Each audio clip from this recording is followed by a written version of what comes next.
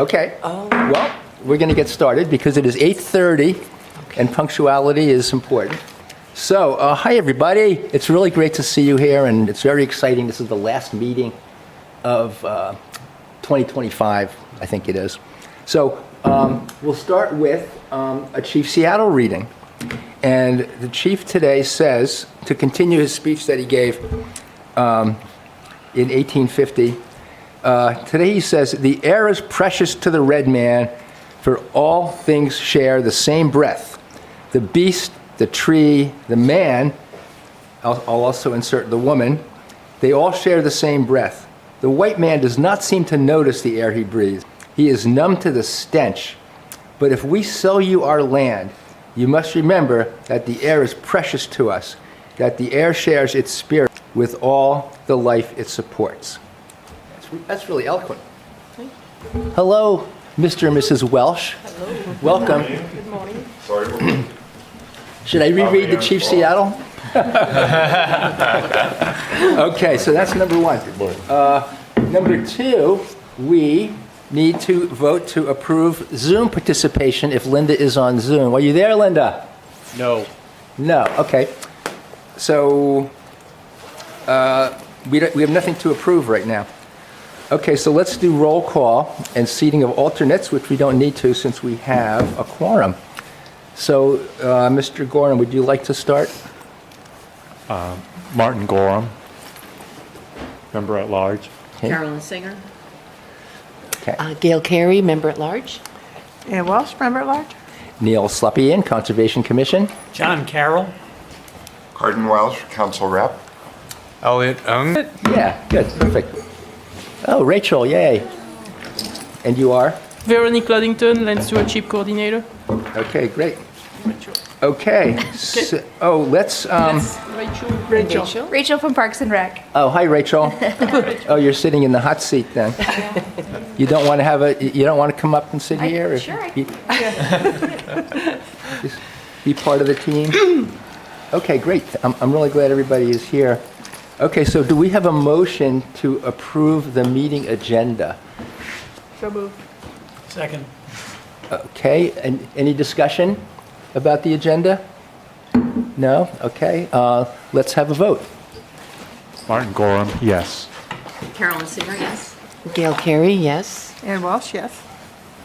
Oh, you're not voting. Neil Slepian, yes. John Carroll, yes. Cardin Welsh, yes. Elliot Ung, yes.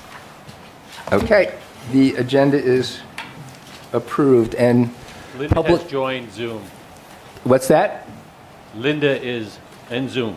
Oh, you're on Zoom. Okay, so I guess we should now approve the Zoom participation. Do we have a motion to approve Linda? So moved. Okay, go ahead. Oh, so moved. Second. Second. Okay, any discussion? No? Okay.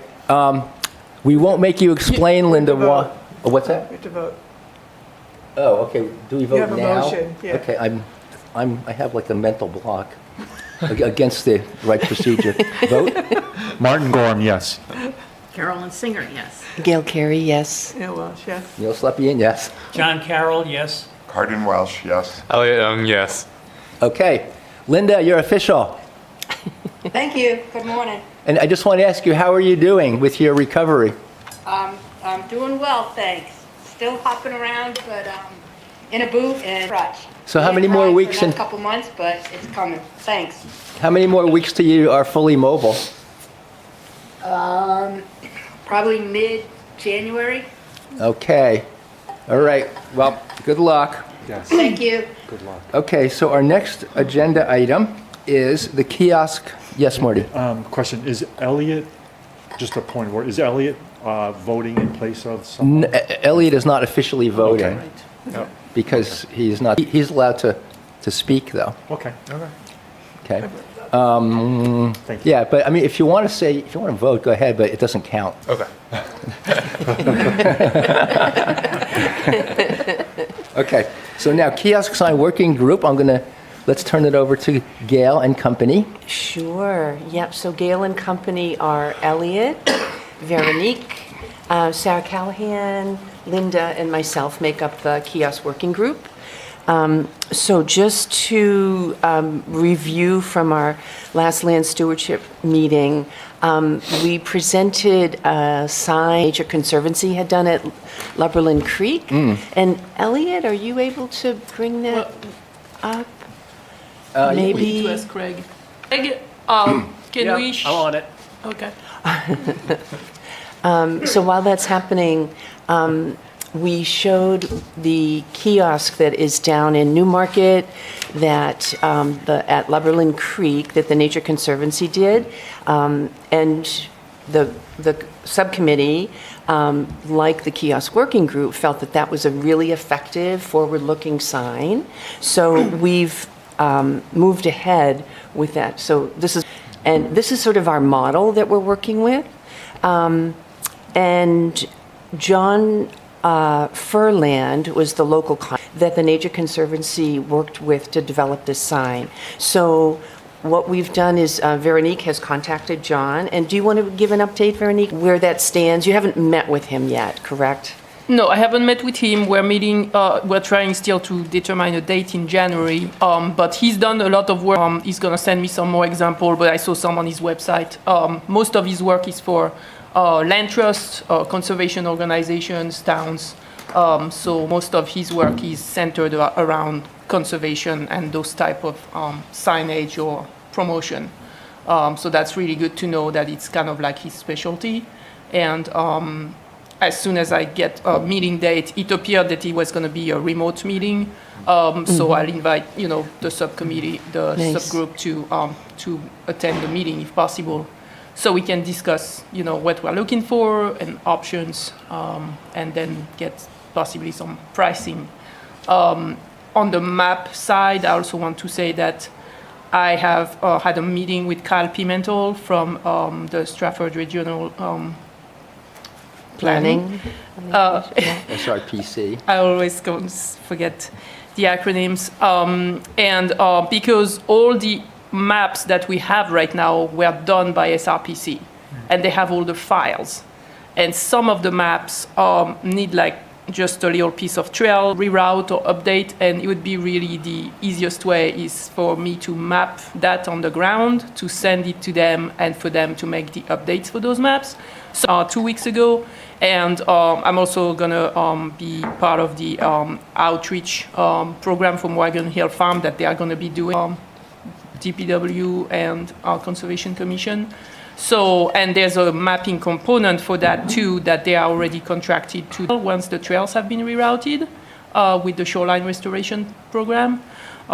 So he's working with, they have a new GIS person, and I'm working with her on what exactly we're looking for and getting an estimate from them and see how much it would cost after we map the trails for them, the maps that we already have, maybe to use those on the website first. Yeah.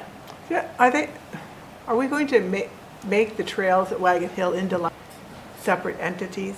The current map is just Yes. Yes. trails. Yes. I mean, so you can't tell anyone where you are or Yes, how to get there. Yeah, we Yeah, talked yeah. about that, about color coding. We actually, sidebar, we actually also we talked at the one of our meetings with Neil, I believe, and Elliot about regrouping on color coding the trails at Doe Farm, because they're really confusing. There's a lot of little loops with all sorts of different colors. So that's kind of part of the kind of same program, and Yeah. we're definitely looking into, once the trails are redone at Wagon Hill, we need to color code those trails and have markings, absolutely, yeah.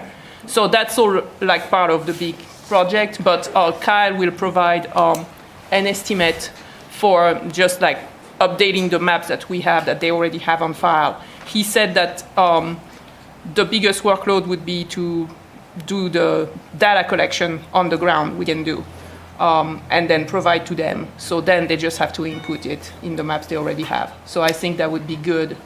That's good if we do that this winter, to maybe list new amenities or anything like that.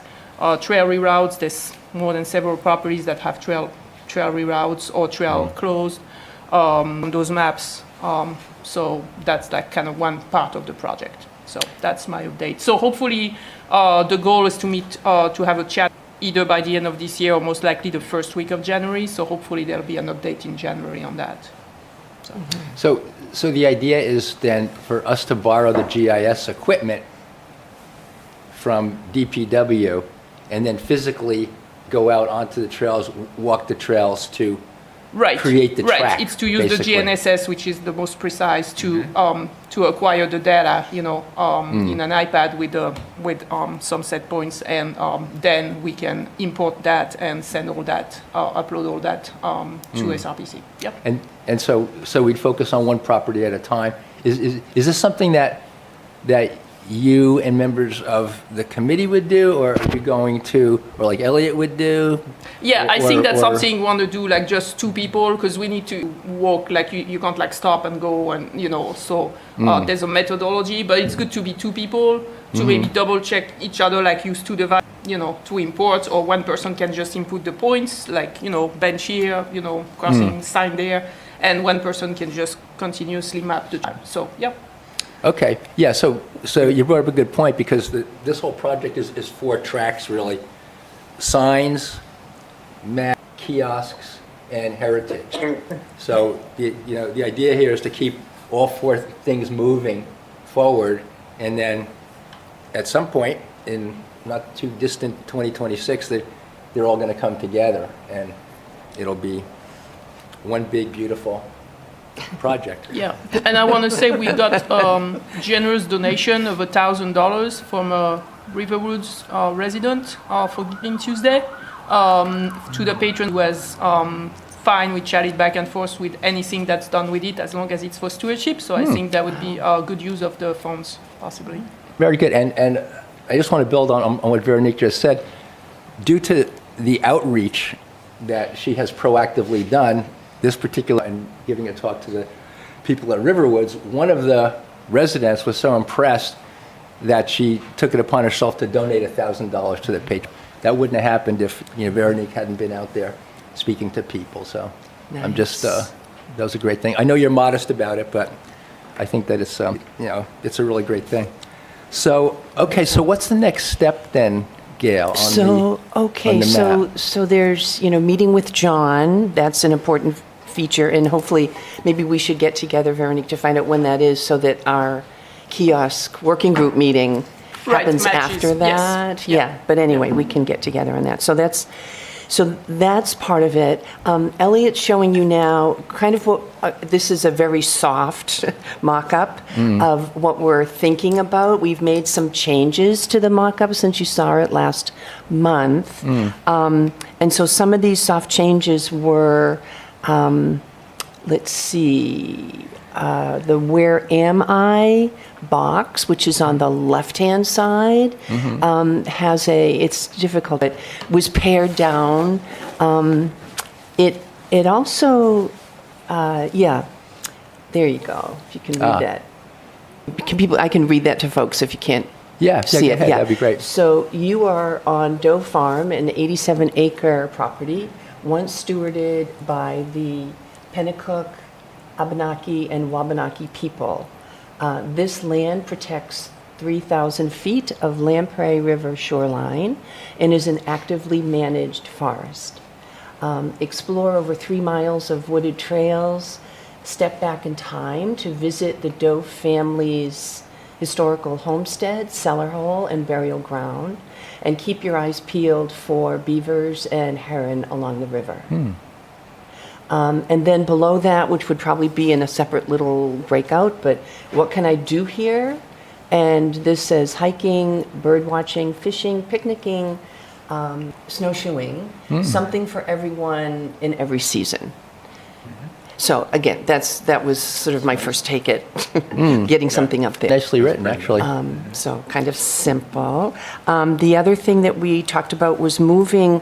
Right now, we have icons about the trails, but moving them over onto the map.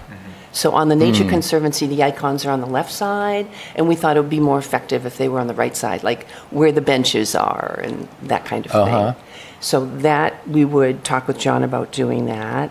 And then removing the Nature Conservancy sign had a breakout that said, what can I see here? And the working group felt that that was maybe not necessary, recommended removing that. Yeah. And then, so those were, again, soft changes that we're making in preparation for meeting with John, hopefully. And then the Yeah. third, oh, Yeah, yes. just a couple questions. One, isn't hunting allowed there? Hunting is allowed on the La Roche property, correct? I believe so. I But see people not hunting in Doe Farm. on the Doe Farm But Not on property. the- not legally. They're not allowed. But they would be Correct. accessing, so they would have their gun and access, you know. Yeah, no, I've seen La them Roche. actively hunting in Okay, Doe Farm, well, yeah. no. So it's that's not allowed? No, Okay. yeah. And the second thing is, are you going to turn the map around? Yes. It's upside down. That's Yeah. the biggest thing. That was the first thing, the first suggestion. sentence in my meeting with Kyle. Very good. Yes, that's a good point. And then the third thing, oh, was there a question, John? In the Creek Preserve, that crosses into Newmarket. It's in Newmarket, It's in Newmarket. Is there a Newmarket representative you're working with? not at the current time. Well, there could be always potentially problems if Newmarket disagrees with Durham on any kind of usage or issue. Oh, but the Lumberland Would- Creek thing is just up there as an example. It's just an example. Oh, okay. Yeah. Yeah, Yeah. Just to say that this kind of graphic is appealing. and Oh, so for those the kind of graphic, willing- okay. exactly. Yeah, it's just for the Thank you. visuals. Yeah. Right, Yeah. right. Yeah, good for clarifying that. Let's see. The other thing that we talked about was specific for Doe Farm, was to relocate the kiosk Yes. from its current position to the parking area. Because if somebody pulls into the parking area, they're getting into unless they walk that straight strip along the railroad tracks that come to the kiosk. And so we felt Right. that very helpful for Yeah. users. Or just add a smaller, at least like a 2x3 type kiosk at the parking lot, so that where they were going, and maybe having the map there and be having a prominent icon for the historical, informational kiosk reach. But definitely we should have a map at the entrance that shows people how long they're gonna, how far they're gonna have to walk in. Some people might become discouraged, walking that length, that wood row, and be like, where, where am I going, kind of thing. Where am I going? What's the terrain So, like? Yeah, so I was thinking more of adding a smaller sign, something simple at the parking lot. And I know there's some discussion about how much of the land do we own there and everything, and I was going to talk to Ray, actually, so we can agree to where the best placement is. But I think it would be really helpful for the public to have some type of sign there, other than just welcome to Doe Farm, Yeah. from the It's a town. good idea to have the small sign because there's graffiti probably there. Yes. And so you don't want graffiti all over a big sign, if it's going to be there. Right, Better yes, than- yeah. So it's still I can made a mock-up with one of the volunteers, Ralph. We made a mock-up of a 2x3 to see how it looks, and we're actually gonna go and hold it there to see how it looks 2x3 vertical, and it would be just a good size to post a map, a laminated map, because like Karen said, because of graffiti issues and stuff, we definitely don't want to spend a lot of money at the parking lot, I think, something we could, replace the map easily and post couple, if necessary, couple other signs. So, yeah. And then we can let people know that there's no hunting as well, if they don't even reach the don't map so further down. Right, yeah, Yeah, that's a yeah, good the idea. important stuff. Yeah. The other thing Yes, that's John. important is to make sure that people keep away from the tracks. The speed of the trains, the passenger trains going through there. Yes. And a lot of people are very surprised at how fast those trains move. So people need to be keeping away from the tracks. Yeah, that's a Is good there point. signage I think, yeah, There the is, train company has signage there, like right by that kind of fake gate that Right. goes onto the tracks. But that regularly gets graffitied over. and- That's 10 passenger trains a day plus the freights. The freights are more at night, but Wow. during Yeah, the day. a lot of so it's activity. Very fast passenger trains. Right. Yeah, yep. Okay. Okay.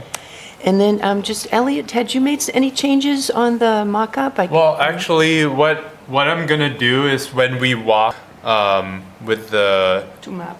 to map, that's when we can add a lot of this like accessibility information as well. And actually, just because of the recent snowfall that we got, it actually made me rethink like, do we include how that might change once all the snow is there? Because right now we don't have any accessible trails where we clear the trails of snow, but when we do, that might be worthwhile to put in as well. You know, that kind of information. So yeah. The kind of information you're saying that if the trail is accessible, Yeah, most Like likely for- it will be clear, like there will be a plow that goes through. But since we don't have like any accessible trails right now, there, you know, we don't have to include that kind of information. But yeah. okay. So, if I understand, all the properties are going to get new maps? Correct. How many properties need to have the maps, like new trail routes? How many are you going to go out and, I think only 5. But then Oh, a lot of them, like if we add benches, yeah, like we're gonna have to, you know, at those points, then the maps have gonna be updated, or any historical features that Caroline points out, maybe, or you know, so it's kind of like a joint effort. But I think most of the properties maps need some type of updates. Okay. You know, it's not necessarily just the trails, you know, but it can be just points, like key features to be Yeah, updated. points of interest, Yeah, which right? is what we And- talked about. Yeah. you know, viewpoints, and, you know, just like things that you would see on a map that people would be, you know, drawn into and interested in visiting this property. Yeah. So, okay, so I wanted to ask, so what kind of feedback, Galen, Elliot, and Linda, are you looking for now from the team here to move forward to?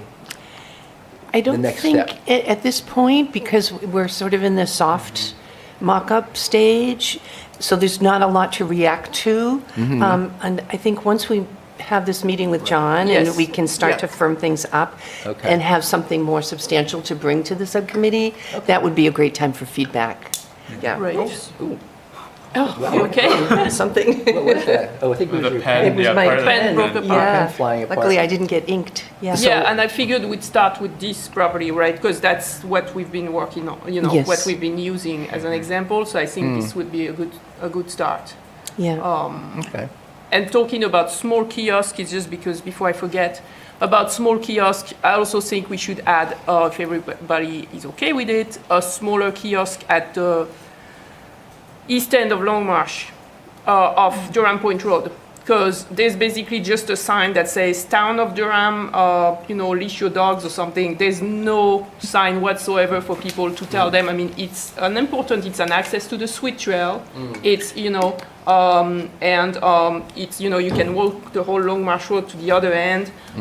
So I think we should add a small kiosk to there with a map that says, like, this is where you are, and go and you can access the sweet trail, because I think it's really discombobulating. I know most people who use that end are local and know, you know, where they're going or things like that, but there's, you know, there's spots on the side to park, and that's an official access to Longmarsh. So I think we should also add a small kiosk. And once again, just a small kiosk with a map and saying, you know, hunting is allowed on the abutting property, which we talked about before, you know.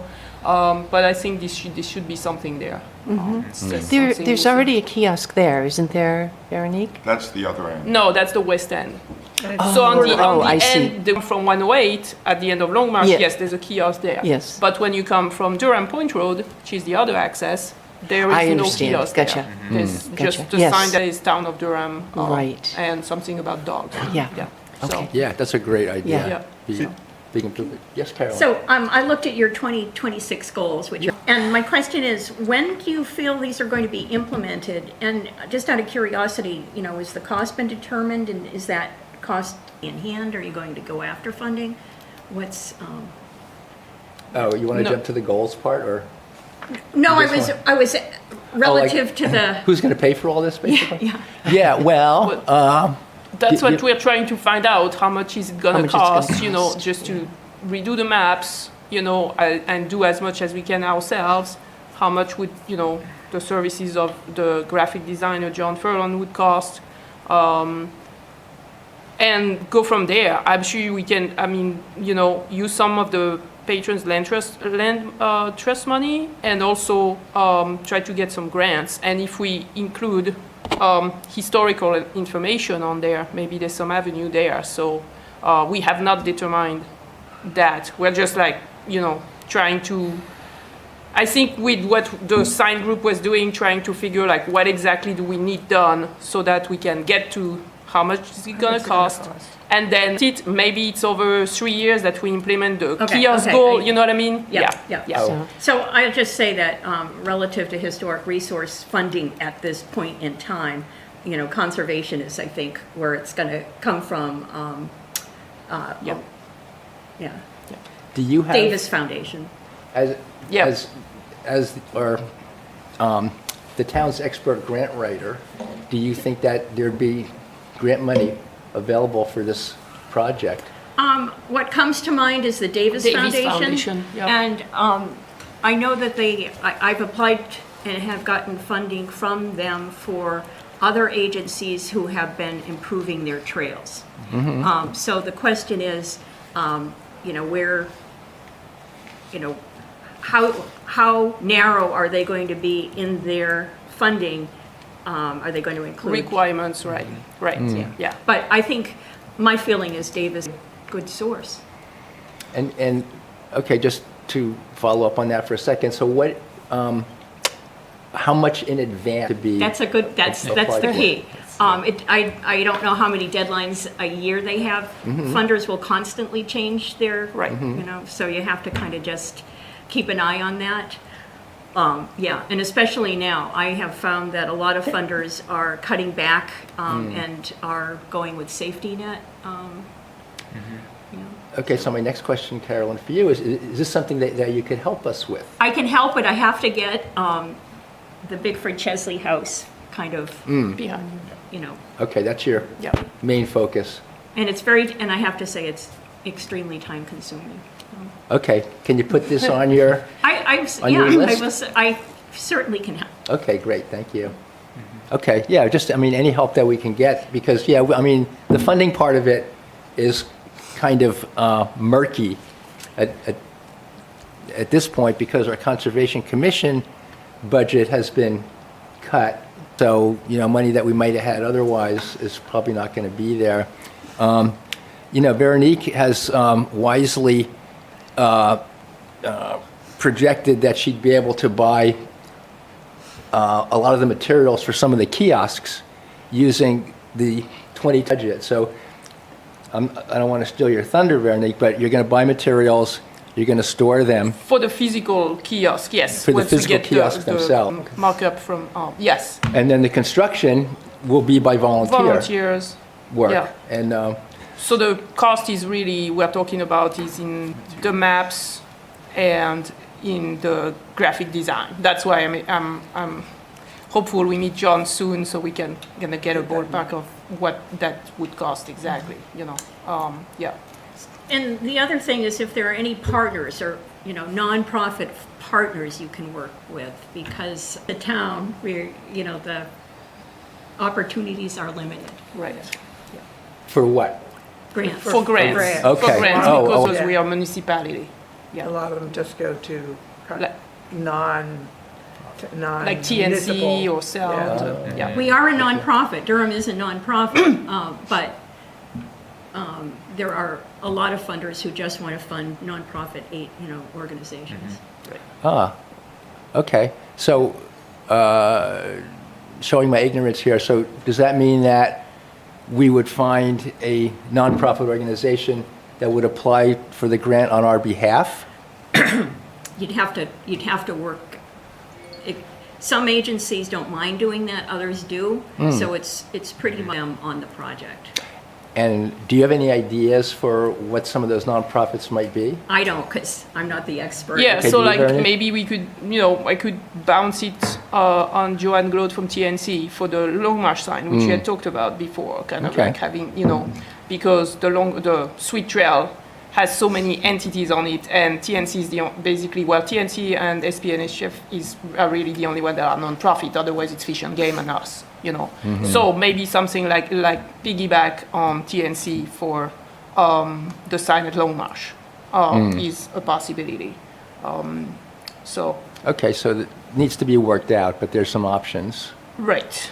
Okay, but the grant idea, that's a great idea. We should follow up on for sure. Do you have anything else, Gail? That's it. Okay, good. So this is a good segue into Carolyn's part. Well, I have to confess, I met with Janet Mackey, and she prepared a list, which I will pass around. Okay, so yourself and Ann. Right, And who but else? I was with Janet on another issue, so I Okay. just told her, can she a list? Janet is really the one who has done most of the research, or all of the research on historic properties Durham. So here's, a first list. I think there are a lot of trails missing, but, for now. The one thing she did say, and I think it's relative to Oyster River Forest, is that the trail goes through a cemetery. So you may want to reroute that around and not go through the cemetery. Oh, Where is that's interesting. You'll have to, she's the one who knows all the locations. I don't. Okay. Well, I know the cellar holes, and I Yeah. know there's a burial ground as you are going on that main road to the left, Yeah. but I didn't know that it went through a cemetery. She said, I don't know if it's another one. I mean, there are so many small family burial grounds in Oh, this is great. Durham. So I think what, as you move forward and prioritize which ones you want to start with, then we can, look at the map and locate them on the map. Be more specific, in other words, so Yeah. by property. Yeah. Yeah. Okay, well, this is a great start, actually. Yeah. Most of us didn't know all this stuff was here. Well, yes, there's a lot, yeah. That's wonderful. That question of, how we prioritize when we do, when we get to the goals and objectives, it would be good to put some dates or something on there, just to sort of organize, because there's a lot to do. Yeah. And so if we really know what to, focus on. Okay, that sounds great. Yeah, I completely agree with that. Okay, so is there anything else, Carolyn, that you want to? No, and I talk about? apologize to Ann because we had hoped to submit a grant to the Certified Local Government Grant for the design of interpretive signs. And, I spoke with the individuals at, Historic Resources. We had a conversation, they admit, I did the LOI. And when I was filling out the actual proposal, it referenced that the property had to be on the National Register. And that had never come up in conversation. So we were therefore ineligible. So there'll be other sources, but that was a disappointment. Yeah. Okay, so Wagon Hill isn't on here. Is that on purpose? This is from Janet, so probably so I don't think so. I think there, there's quite a list of what's on at Okay. Wagon Hill, so we'll probably have to be selective in, what's on and what's not. Okay. Yeah, I'm just trying to kind of visualize, because we talked about for Wagon Hill not putting everything on the kiosk because there's so much of it, but maybe having, go ahead. No, I was say just something? continuing about the conversation about Wagon Hill Farm. So one of the things to me that's apparent when you get to Wagon Hill Farm right now, there's no trail map. We don't know where we're going. So would you think it would be wise for the near future, once we remap we can still color code the trail before the shoreline restoration happens. That's not like they're independent. for a small kiosk with, it costs $50 to build a 2x3 kiosk in PT, and a map, an updated map there to start waiting to know how much space we need to put historical information later. Because otherwise we just we don't know how long it's going to take to get a panel made for historical information, and we keep pushing this issue about there's no map, we don't know where we are. What is this? I mean, I know people same, but we need to think about people whose first time is going there, or people who think, hey, I'm going to do this loop with my kid and I just want to do this short 0.5 mile loop. Yeah. So I really stress that I think it's important that we at least start with something there. And I think having a small kiosk with just a map and maybe tag the information about the dogs, some group the information about what we really want people to know about the property right now, in waiting for having a historical kiosk. I think it would be a good idea, and that's once we remap the trails and we get that. The SRPC, I don't expect it's going to be a big cost for them to update the maps. That's what Carl that's what it sounded like. But that would be probably a priority to have that updated and have some type of map there, if people agree. Just as a placeholder, basically. Yeah, I mean, the 2x3 kiosk is just two 4x4 posts we're gonna put in the ground, and with the panel, and put a laminated map, and waiting to have something better, a definite permanent kiosk with the historical information.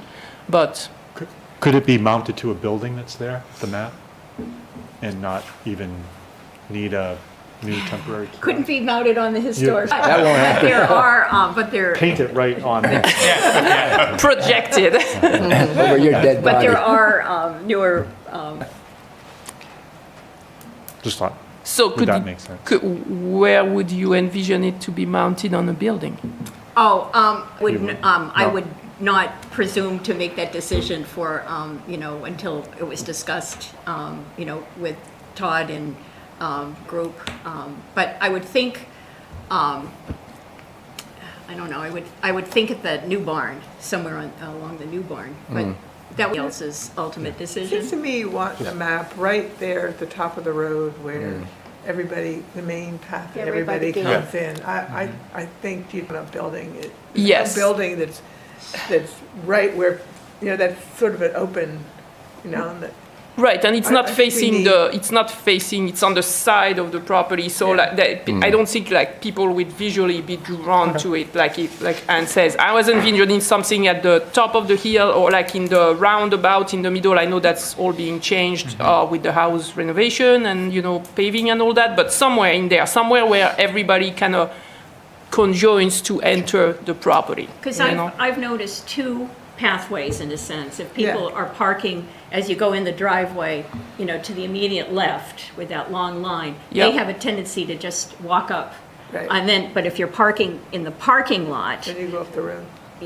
so. Yeah, there are two, but if you put it at the top of the hill there, sort of where if you have a question, no matter which path you take, that would be visible. So if you Right. are wondering, where am I going? Either way, if it's at the on that hilltop there, sort of where isn't there a dog sign there somewhere? Or, Yes. Yeah. Yep. just That's what I was so that thinking. it's visible but you're right, from both paths. You don't want to put it strictly on one or the other, but where a person would see. Right. Something that temporary, instead of kicking the can, be well, in 2 years when we have the historical site, you know what I mean? I think this should not wait another season. We should have something there. And we can always rethink it if we feel,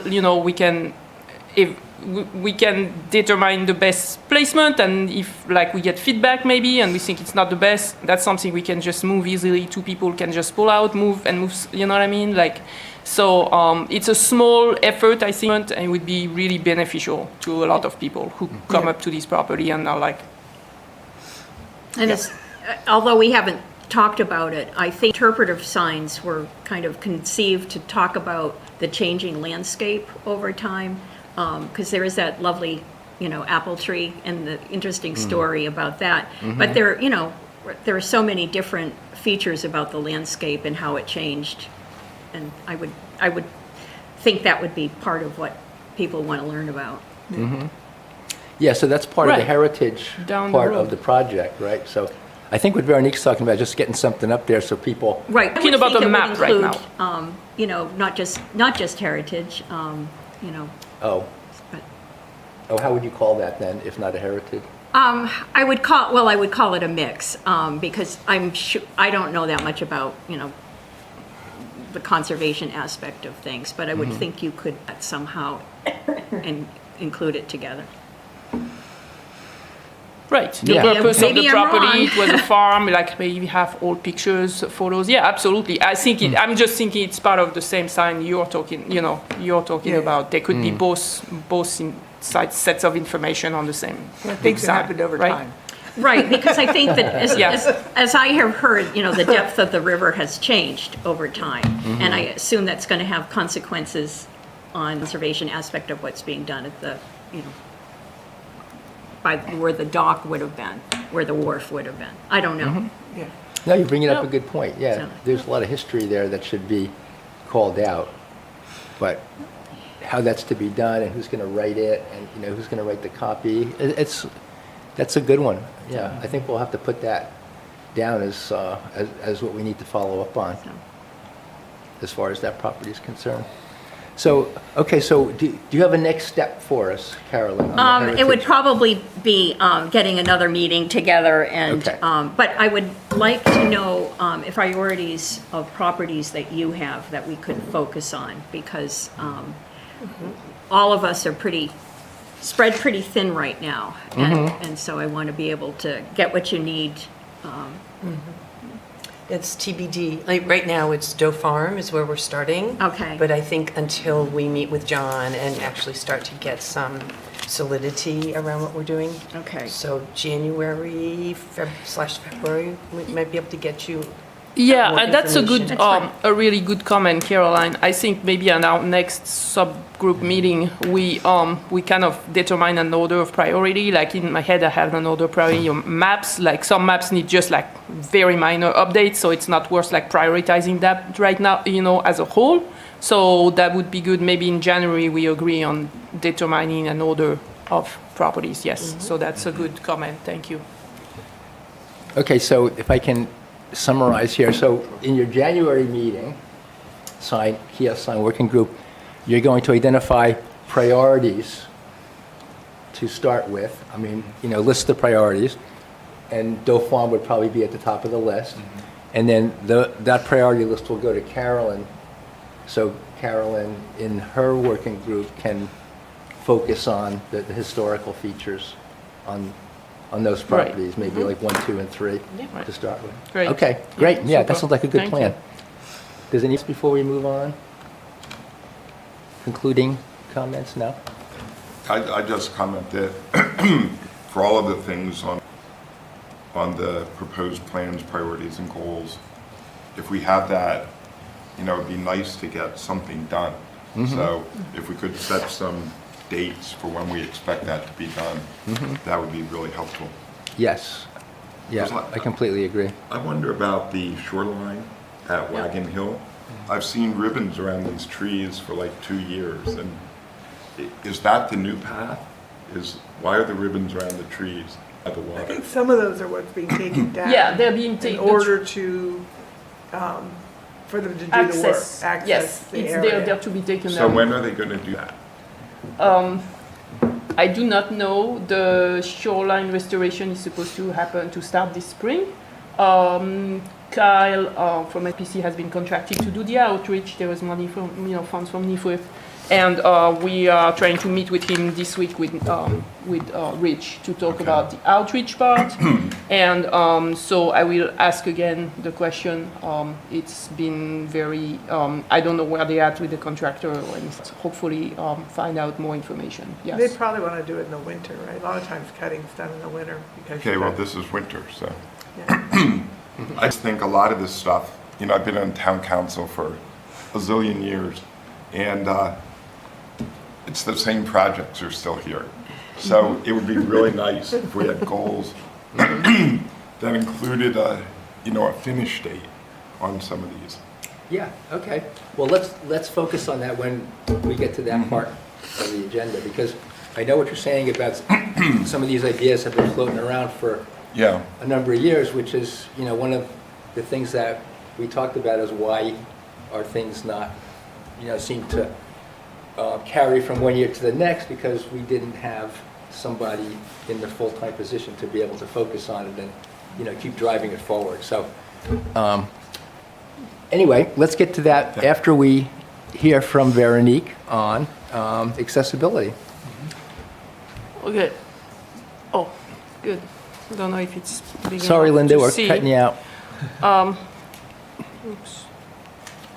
So, I think last month, Neil, Rachel, and myself met with two ladies from Northeast Passage from UNH at Jackson's Landing. And it was a meeting as a follow-up to the accessibility study we got. And we thought started with Jackson Landing would be a good kind of test or, to plan and for a better accessibility of trails there. And the reason why we started with Jackson Landing was there's already a parking lot, there's a designated handy at Jackson Landing, there's, I know a portable but porta potty bathroom, which are, some of the criteria for and we basically walked the trails. Northeast Passage brought actually a trail, a more trail-prone to kind of show us, like, on a small stretch, like, how basically hard it was to maneuver on the trails. And then they gave us recommendations that, once again, to Cardon's point, I think we should put a date on it, and that would be doable in the spring, early summer to come. So I pointed some of those there. So some of them very simple. It's like, there's no signs like at the entrance of the interpretative trail as far as information. We could do a small like wooden CNC carved trailhead sign, like you see on the sweet trails, things like that. And Elliot has offered to help with that. So I would envision that we do at least small wooden signs at the entrance, at the main three entrances of the trails. The trail that goes behind the rink right now is kind of like tucked in there, not really visible. The sign there's a town, it's kind of put the wrong way. You can't even see it from the street. So those are minor things we could do at the entrance. Obviously, we've talked about, at some point having some type of kiosk, because again, there's no kiosk with maps, there's only a kiosk or just an information, panel for Parks and Recs events, correct? Behind the... Yeah, that's correct. There is signage when you first pull in, like looking right at the rink that has what's at Jackson's, but... Right, but there's no maps or anything. There's no like, maps. Yeah, like access to water, I think, and things like that, but yeah. So then the parking lot is here at the entrance, like right on the side. There's the playground here. So here, just like this little trail that goes to some stairs that go down towards the water, they have some benches that are like placed there like with no real purpose. They're basically facing the porta potty. So the advice was to move them at least to the overlook, which is on top of the stairs. So even if mobility challenge, they could still sit there and overlook, the water, so that was one of the small. And this trail here is actually right by the porta potty, is in a pretty poor shape. Well, it needs to be like flattened, graded. Should be some crushed stone. Right now it's a bunch of roots and uneven terrain. That's really difficult. That would be really difficult to maneuver with mobility issues. They talked about adding maybe an accessible picnic table there at the top of the stairs too, with the view, and just like, accessible picnic tables have an empty spot with no bench, so a person can get there with a wheelchair and participate. And then the trail that's there's kind of like a loop with some interpretative slash historical old historical panels along the water there.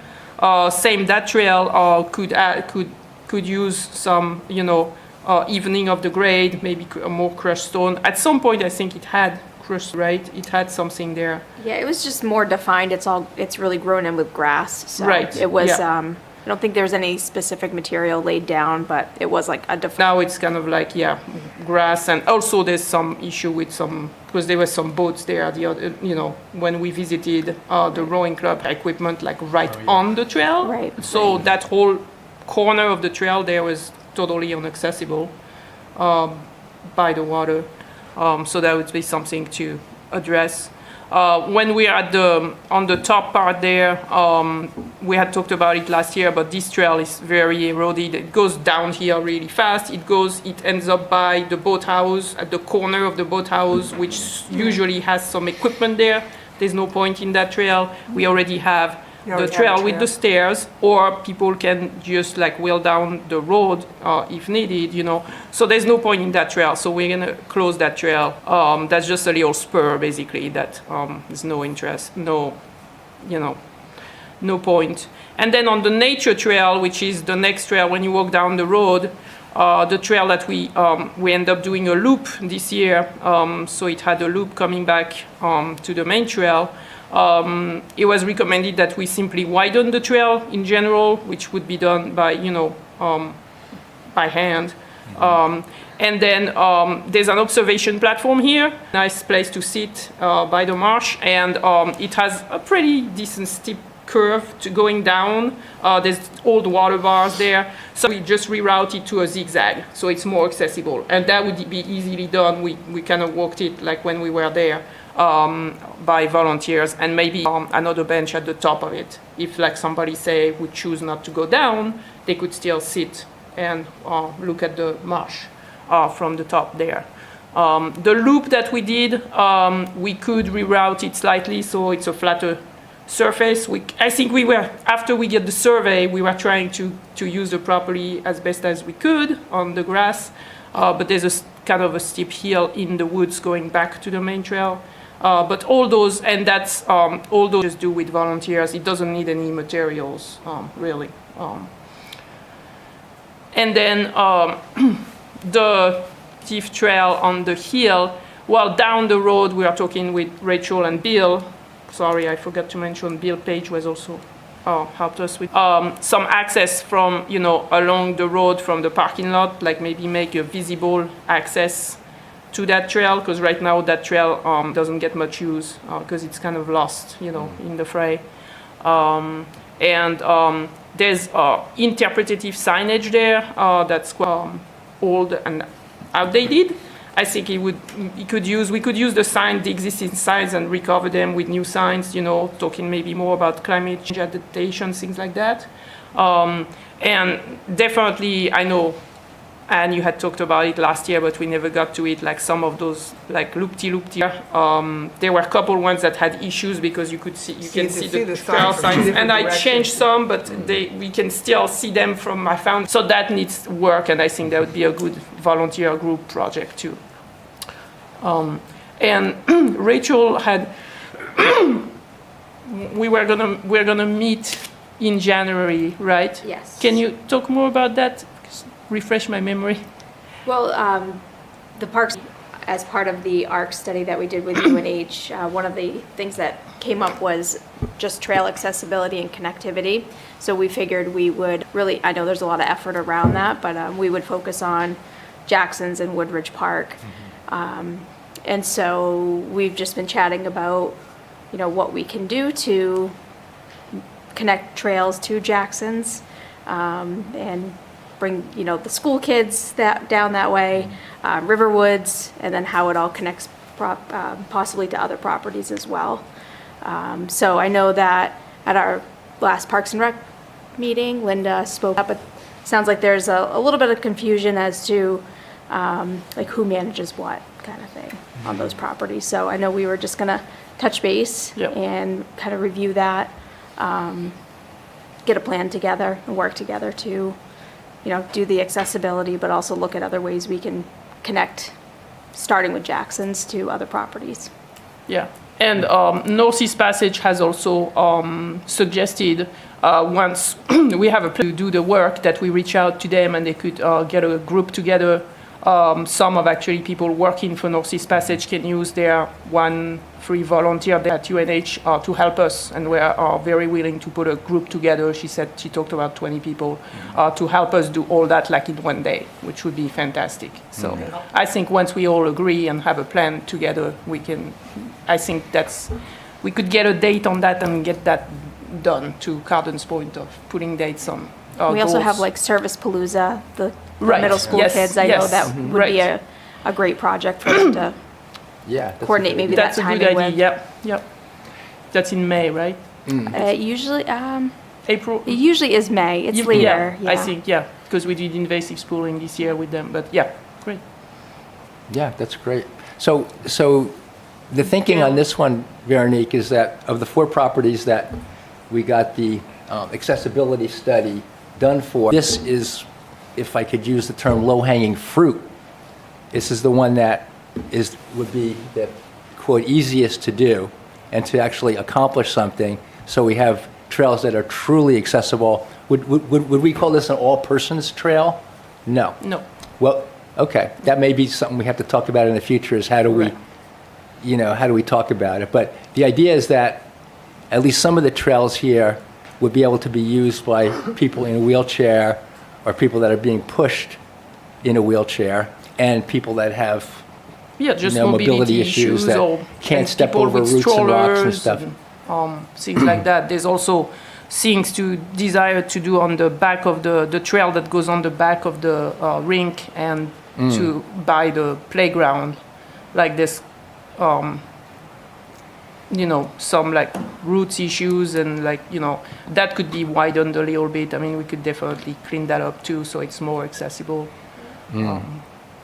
And the work, when we were there with Northeast Passage, they were saying that there's really not much we have to do in terms of materials. It's just be like, several yards of crushed stone, and then volunteers to put it on the trail, and then, rent a compactor or two, and, just compact it down and make sure it's, level from side to side, and whatever grade that we have to make it, that would be the amount of crushed stone that we put into it. So it's like no bridges need to be, crossings need to be built. It's really just a lot of grit work. I'm wondering a couple things. One, the king tides flood that bottom trail? Oh, the one that's down Yeah, by the one parking lot? river. I mean, it looks like they do. That's an but- interesting point. But I'm not sure. Which are you talking The one that's down at the bottom that you said they put the boats? here? Yeah. The parking area one.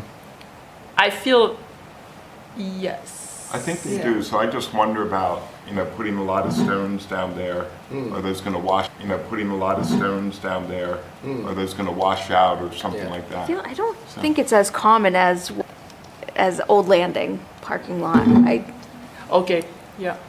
Yeah, I could be Yeah, we'd have to mistaken find out. the two, Yeah, 'cause we'd one of have them to find seems out. to get- The Old Landing definitely, Yeah. but Yeah. I haven't seen it at Jackson's. Not to Okay. say that it hasn't Yeah. happened or it doesn't, but I don't think it's common. I think it's as common. very rare. Yeah. Right, Yeah, but just that it will corner. become more common. At So best. you just have to, Exactly. be careful. Also, on the upper one, there's this kind of cool crypt. Carolyn, you know what I'm talking about? Oh, right here. Yeah. A crypt. The Oh, crypt, yeah, yeah. the tomb. Yeah, there's Yeah. a tomb there. Historical interest? I would presume so, but Janet would know the history of it. Okay. But you couldn't make it accessible. I mean, if you get around to the It's- front and see it, It's actually from the survey, I believe, right? It's from our it's excluded from our property. it's not Yeah. even in a property. It's not a property. Yeah. And there's actually, I know there's been issues of people trying to trespass and somebody getting stuck in there. Yeah. In the tomb. This year, yeah, Pretty this year. scary. Yeah, so, but it could, maybe we could put a small Yeah, marker or information something. marker Yeah. sign. Yeah. Yeah, that's cool. Also on that, the property up there, Up there. Ann and I disagree on this, the trail. It's, I don't like it because it's so noisy. I mean, that's Route 4, right on the other side of that. Yep. So it's not the coolest trail in the world, and that's why I think people don't use it. One, there's no signs, no one knows about it, but two, it's hard because it's a lot of kind of up and down. But three, it's just noisy. I have no sort of feeling that you're in the outdoors. You feel sort of like, wow, I'm next to a highway. So it's just something to consider when we prioritize, like, what are the most important things. Yeah, and Yeah, that's probably good. like, the view on the water first. But I Yeah, the view on the personally, water is great. if Yeah. when this, I mean, in the winter, I feel it's really noisy. When there's more leaves on the trees, I feel, I think it's there's no signage. There's also it, and until it's treated every year, it's an issue. So I think it's a combination of factors that people, do not use it as much. And some people have noise issues. Right.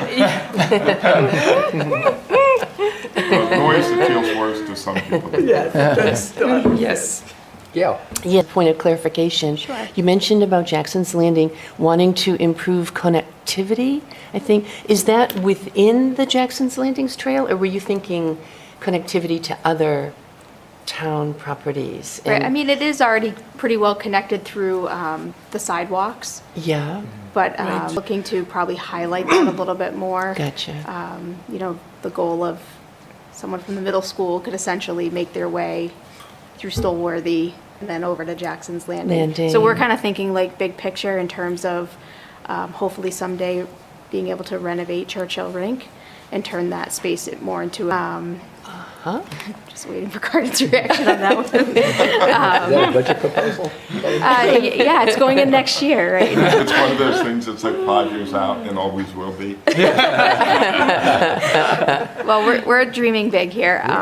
So the goal with that property becomes really a recreation hub. And then there's walkability from the Gotcha. high school to middle school, Riverwoods.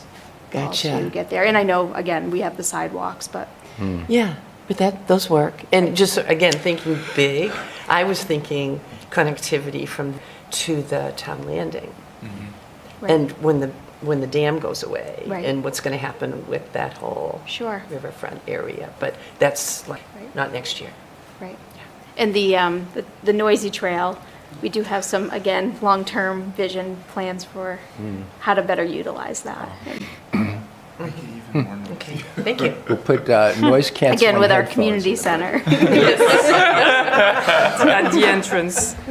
Oh, thank you. Yeah, it's a really great discussion. I really love this.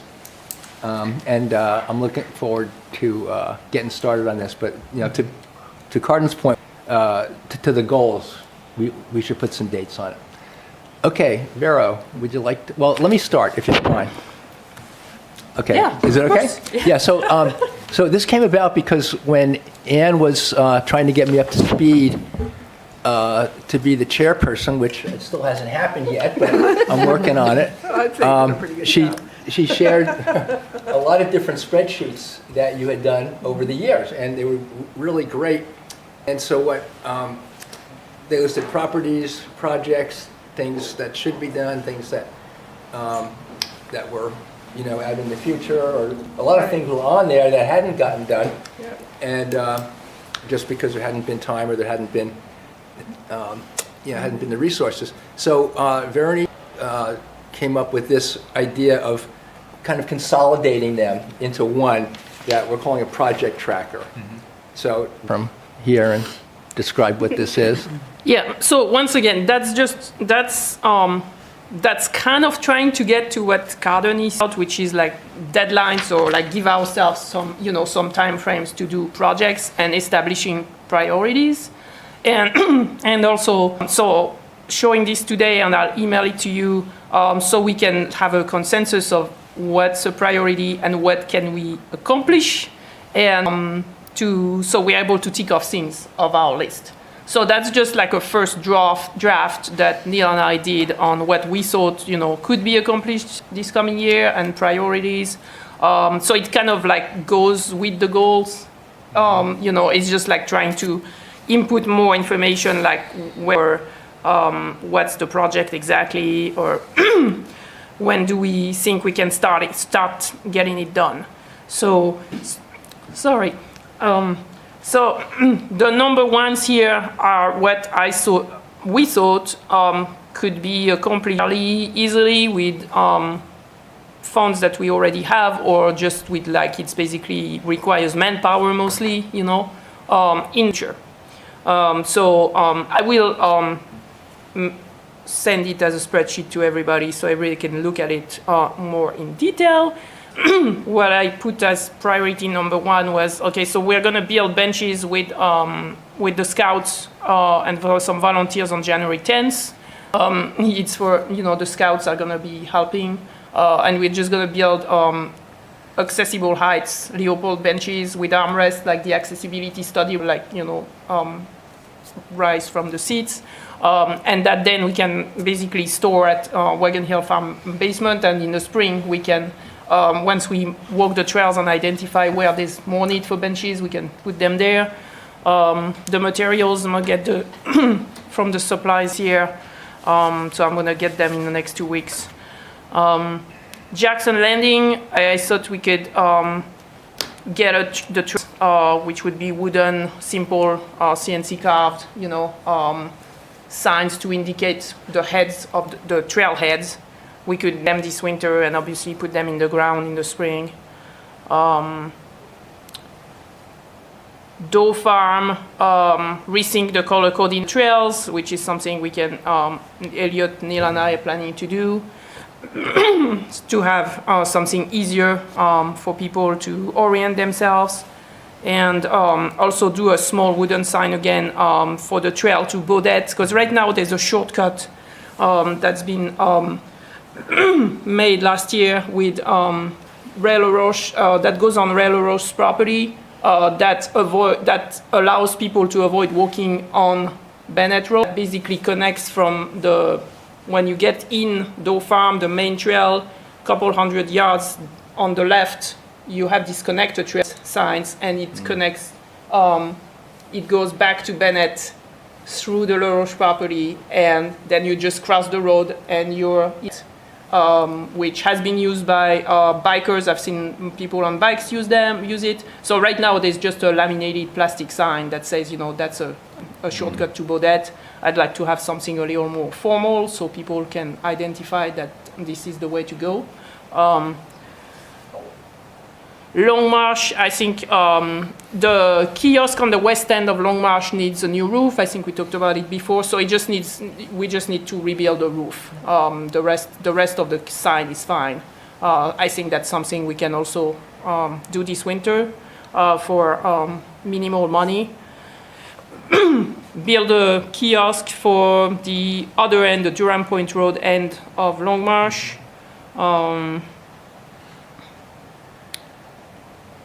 So that's up for discussion, certainly, but I thought at the Milne Sanctuary, we could also have a small, see, we're not gonna, you know, there's no map needed for Milne, so we're not gonna need, you know, a big kiosk like we have at other properties. Right now, there's just a post with 2 signs, the monarch butterfly sign and just a sign from the town that says we're at the Milne Sanctuary. I think it would be nice to have a sign there to talk about the historical part and the ecological significance of having the Milne Sanctuary there. Talk about, you know, gardening for wildlife, pollinator garden, etc. And then maybe think down the road when the dam is removed, like, you know, could there be more information there? Probably would warrant a sign. Maybe that can go down the list. I don't know. It's just like was my first like jot out of this. What people think about that. Stephen Woods, I absolutely owe it to, we owe it to put a bench there. He's put the money in the Patrons Trust for a couple of years now. The money has been allocated through the Conservation Commission and to buy a bench and put a plaque there for Kenny Rotner and install the bench. I know there was a big plan a couple of years back. I think Sarah tried to work with Rich on making something more involved with a garden around, things like that. I think that just flattening the area, having, putting the material and having a bench there would be a big step. And maybe later when there's funds available, we can think about doing more. But I really think we owe it to get that done this year. And then that was kind of for me. I'm definitely gonna do refresh and remind volunteer trail steward information program to kind of refresh people on what we expect them to do when they walk the trail for us, and and also possibly new volunteers again, kind of re-energize the troops. And I'm planning to send. I'm waiting after the holidays because everybody's too busy, gets lost with emails and planning during the holidays, but beginning of January, I'm planning to send a doodle poll to all the current volunteers and trail stewards for them to tell me, like, would they like to do it as a breakfast here, for example, something here for an hour, or would they like to do a lunch and learn on Zoom? I found that lunch and learn work great, 5 minutes on their lunchtime, following something on Zoom. So that's my plan, and I want to do that early February. So those are your number one. So those are the number ones, and it's open for what people think. Well, I mean, I think this is great, but I also think it's important not just to have the things that you're going to be able to do, but to put the things on under the property that you're working on long term, because those usually have things you have to do along the way, or it just becomes. And the one thing I'd just like to mention is that it's sort of getting lost in fogs of the past. I don't know.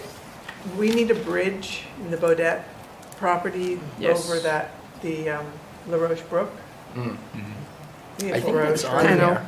Yeah. Is it on there? Yeah, it's I not believe a so. number. Yeah. And I can't actually. Yeah, I know. I can't. But and the bridge at Bodette, where it's here, it's a number 4 right now, but Now it's been so long since they did. They did all the pre-work for that, all of the stuff that they needed for the permissions and all. But I'm afraid that work now, which was it by Mark? I'm not sure if it was Mark or. It was by Mark Jacobs. The permit was. That's right. It was. But the Mark permit Jacobs. was never obtained. Yeah, because they never had the plan for the bridge, Right. which was supposed to be Right. anyway. So we'd don't have to go into kind that. of restart. So so we're scratch. restarting, and we already restarted the 5 years last year. Yes. So we're down to and 4 years. We have a trail permit to build a trail, Oh, okay. which ran out, and the Fish and Game kindly Renewed signed us it. on for another Yes. 5 years. And really, we need to think about who we can who would do the bridge. See, we never really asked for an outside person. Like, there's no. So that's something that really needs. Right. Yeah, There's and no it's on plan for it's on the list. Yeah. And I had talked to John the Chile to kind of find out how far it went. He wasn't sure. Then I reached out to DES. They said no permit was ever filed. So it's kind of like almost restart. Well, I contacted Mark Jacobs again since he did the original study, So it'd be but a lot easier for him to right. redo it. Yeah. So could you just scroll down so everybody can see just how many projects there are, between the 1s, 2s, and 3s? Oh, Yeah, I just want everybody to see the scope of what. basically trails upgrade. We're talking about kiosks. There's still the bulk bridge to rebuild the pension boardwalk on the Yellow Trail at Longmarsh, which we because of the protecting wildlife there. We still have the Oyster River Forest. Stallworthy, there's some work to do and a lot of questions. The survey is being completed right now from Paul Doberstein, so we'll have the survey done by the end of the year. I think it might be easier for people to sense what's going on if you grouped it under the properties. And you still had the priorities next to it, so 1, 2, 3. Yeah, sure, yep. Oh, yeah. But- Yep. Yeah, they can be sorted by. Yeah, and I can, Property. I can divide it into different sheets by property, like I think you had done originally for the lengths of trails and stuff like that. Yeah, absolutely. Yep. So the question I have for the team here is, is what's the best way, okay, well, I'm going to say one thing ahead of time. So this document is the living document. So Veronique and I have been meeting either once a week or once every week and a half, and what we talk about is what's going on with the projects, what progress has been made, what the status is, where it come from, when can it start, to Cardinal's point. So we would like for everybody to have access to this, so you know how it is right now and how it's going to be changing from week to week. And every meeting, we're going to go over this, so everybody can get the current status. But in between, if anybody's interested in looking at it, it's on Google Docs. So if everybody knows how to access and use Google Docs, we can just give everybody permission to view it. And to me, that would be the easiest way. Yeah, and What you is- could what add do you guys comments. think? You could add, it could be allowed to add comments. Not edit, but add comments. So you Yeah. And you could also give the permission for everything on Google Docs, so you could add the big general information sheet that we made Sarah and I, know. Yep. For, Yep. and they could access all those. Yeah, absolutely. Does that seem like the best way to share? Does Google Docs seem like a good way? Is everybody Yeah, one, familiar with it? can you print this out, or is it too big to print? It's gonna look weird. It's gonna look weird. Yeah. Yeah. So probably if print you it out give here. me time to, if I organize it by property, I think it will be easier to print because there won't be as much. So I'm happy to organize it by property and provide prints to anybody who No, wants to print. that would be cool if you could do that. Yep. Because it Print it out can be for- difficult to look at online. Oh, okay. And I know I can't print this out at home from doing some other things, so, but if they could Okay. print it out here and we could have it for the meeting, Yeah. I think it'd be really helpful. Yeah, so I'll Okay. organize that by properties and do some prints and we'll have them at the next meeting. So Yeah. yeah, maybe it's easier for people to leaf through as we talk. Yeah. Like a Yep. like No. like a legal size? No, or- no, no, no. Well, we can format it so it fits on a page. Yeah. All right. So that will look good. Yeah, it will be able to fit.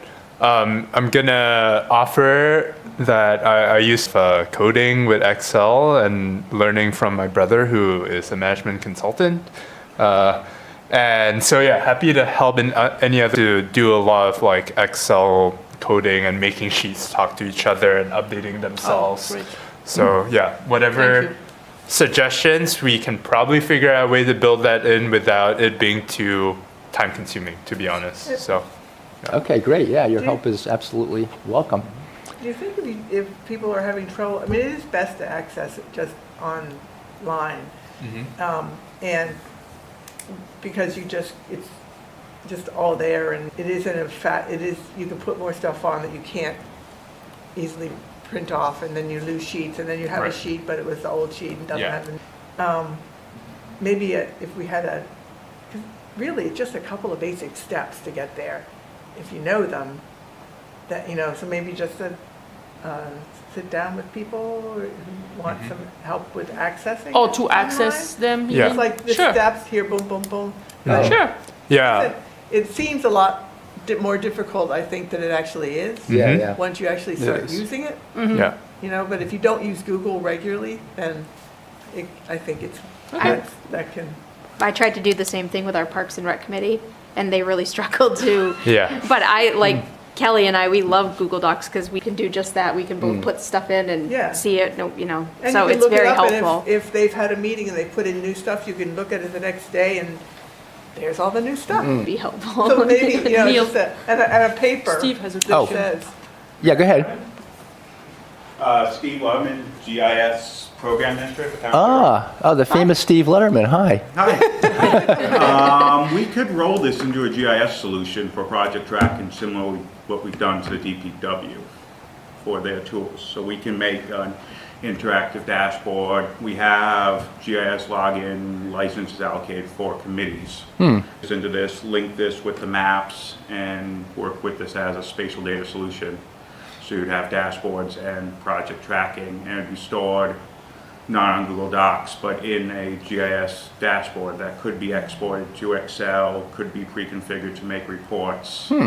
And more importantly, the data would be maintained in a town database, which if we ever had public records or inquiries like that, it would simplify this, because right now, this is not living in a town-maintained account, is it? It's on someone's personal Google. Yeah, no, that's correct. It's not a Yeah, personal. so it should be, shouldn't we store the data in some of the town houses? Makes sense. Yeah. It sounds like a Well, good idea. So then everybody would have to have access to that, right? Yep. And learn it, right? Like learn how to, like have a GIS account and, Well, we Learn can how to use configure it. it with a combination of GIS accounts and viewer, which would be accessible to general public with a web address that you'd have the ability to share out. okay, would you be available to have like a small group meeting on that and, Of you know, course. and, just kind of figure out whether that actually makes sense for everybody? Yep. Okay, good. Veronique, would you like to Thank schedule you. that with Yeah. Steve? Okay. Yeah, let's set that up. Yeah. Yeah, it sounds, Yeah. it sounds Yeah, sounds like intriguing. makes sense. All right. Yeah. But, people of a certain age, when you try and introduce yet another new technology, Yep. the first reaction is panic. Yep. Yeah, but there's a reason for that, because the new technology, they always tell you, oh, it's simple, it's going to work like this, and then it doesn't. So that's why we panic. No, that sounds really interesting, Steve. So yeah, if you and Veronique set something up, Okay. I'd like to be part of that, and anybody else who would like to, send a note to Veronique, and we'll make sure that everybody is. So Okay, thank you everything for the would be suggestion. linked to the map, to the Yeah, we location. actually, if I can take a minute or two here just to go in a quick GIS background. So GIS is Geographic Information Systems. Essentially links, assigns anything in a database to a spatial location. So it's almost, if you picture an Excel document, it's a map. So each field you have would be tied to a coordinate or a location. So we can use that to tie conditions of assets, of trail reports, projects, and then you can build that up into an interactive solution. And we're able to start looking at things not just by their assigned values, but their proximities and locational values to other things. So this can be used in like walking paths, as in looking at sidewalk data, correlating to trail data, looking at roads versus trails, we can exchange your trail data with E911. It's the ability to link various data sources and move them between town departments and assign a value based on their location. So we use this in DPW uses for project tracking, work orders, asset conditions, but the same tools can be applied to land stewards, parks and recs, and various other departments throughout the town. Wow, that sounds amazing. Right. Steve, how do you know that? Have you worked with other towns, or you've seen other towns doing it? I've worked with other towns. I've professionally worked full-time for a town before this. I've consulted for a half dozen towns, and I worked professionally as a land steward for 10 years. Great. Yeah. Okay, thank you. Yeah, I'm really thank glad you you for sat in coming. on this Yeah. meeting. Are you after this? Yeah. Pretty Okay, cool. I need to stop by, so I will. kind of sat in because I heard there was discussion to trail maps. Yeah. Okay. Sweet. Stop by after Okay. this and we can talk. Thank you very much. Okay, Yeah. great. Okay, and then the other thing that I just wanted to say about this is that, Veronique and I agreed that anything that she's working on or that the subcommittee is working on goes on this list. So, even if it's a small project, it should go on the list, because everything that we're doing should be tracked in one form or another. Some will be priorities number 3 and 4, but we don't want projects or activities just kind of out there floating without any way of knowing what the status is, or, kind of putting some kind of structure around it. Not physical structure, but, emotional structure. Okay, do you have anything else, Ver? No, Okay. I'll work for the next meeting on properties / and then I'll talk with, we'll set a meeting with Steve, so helpful to have that in Yeah. a more cohesive, organized way than just a spreadsheet. So, Yeah, thanks. and then in the Yeah, meantime, that's great, thank you. In the meantime, we'll give everybody access on Google Docs. And if you don't know how to everybody has to have a Google account, number one, in order to access it, but that's pretty Well, easy. No, you No, you don't. don't. Oh, you don't? You have to have a Google account if you're the person who's managing it and putting information in, but we found that out the hard way. When Sarah put a whole lot of information in, Yes. it just disappeared. But to view But it, you don't to need view to? it, you can view it from anybody. You You can can even view it from edit it. Safari Right. and. Yes, yeah. there you have Okay. authorization. Yeah, yeah. Great. But it's just easier. It's easier if you have a Google, Yeah. but it's not necessary. Veronique, just for starters, can you bring it? Yes. Print it out. And phones at the interpretative trails, but that I can do. Gotcha. Okay, super. All right, we are next, which is our plans, priorities, and goals for 2020. So Veronique is going to pull that up on the screen. Oh, I am. But if you don't have a copy of it, I have some extra copies if you want to follow along on paper. Where was, Yeah. I have it. Yes. I'll have one too. like,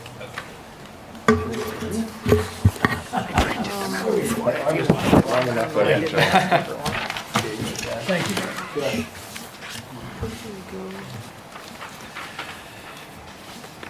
So this list, again, Veronique and I came up with as to what kind of like the main projects to accomplish this year. Yeah. Oh, okay. I'm trying to find it. Okay, I'm trying to find it. Everybody have a copy to look at in the meantime? I'm pulling mine up right now. That's right, I think. Marty, do you have one? I have one. You have one, okay. So the idea here is, okay, what do we want to focus on as a subcommittee to accomplish?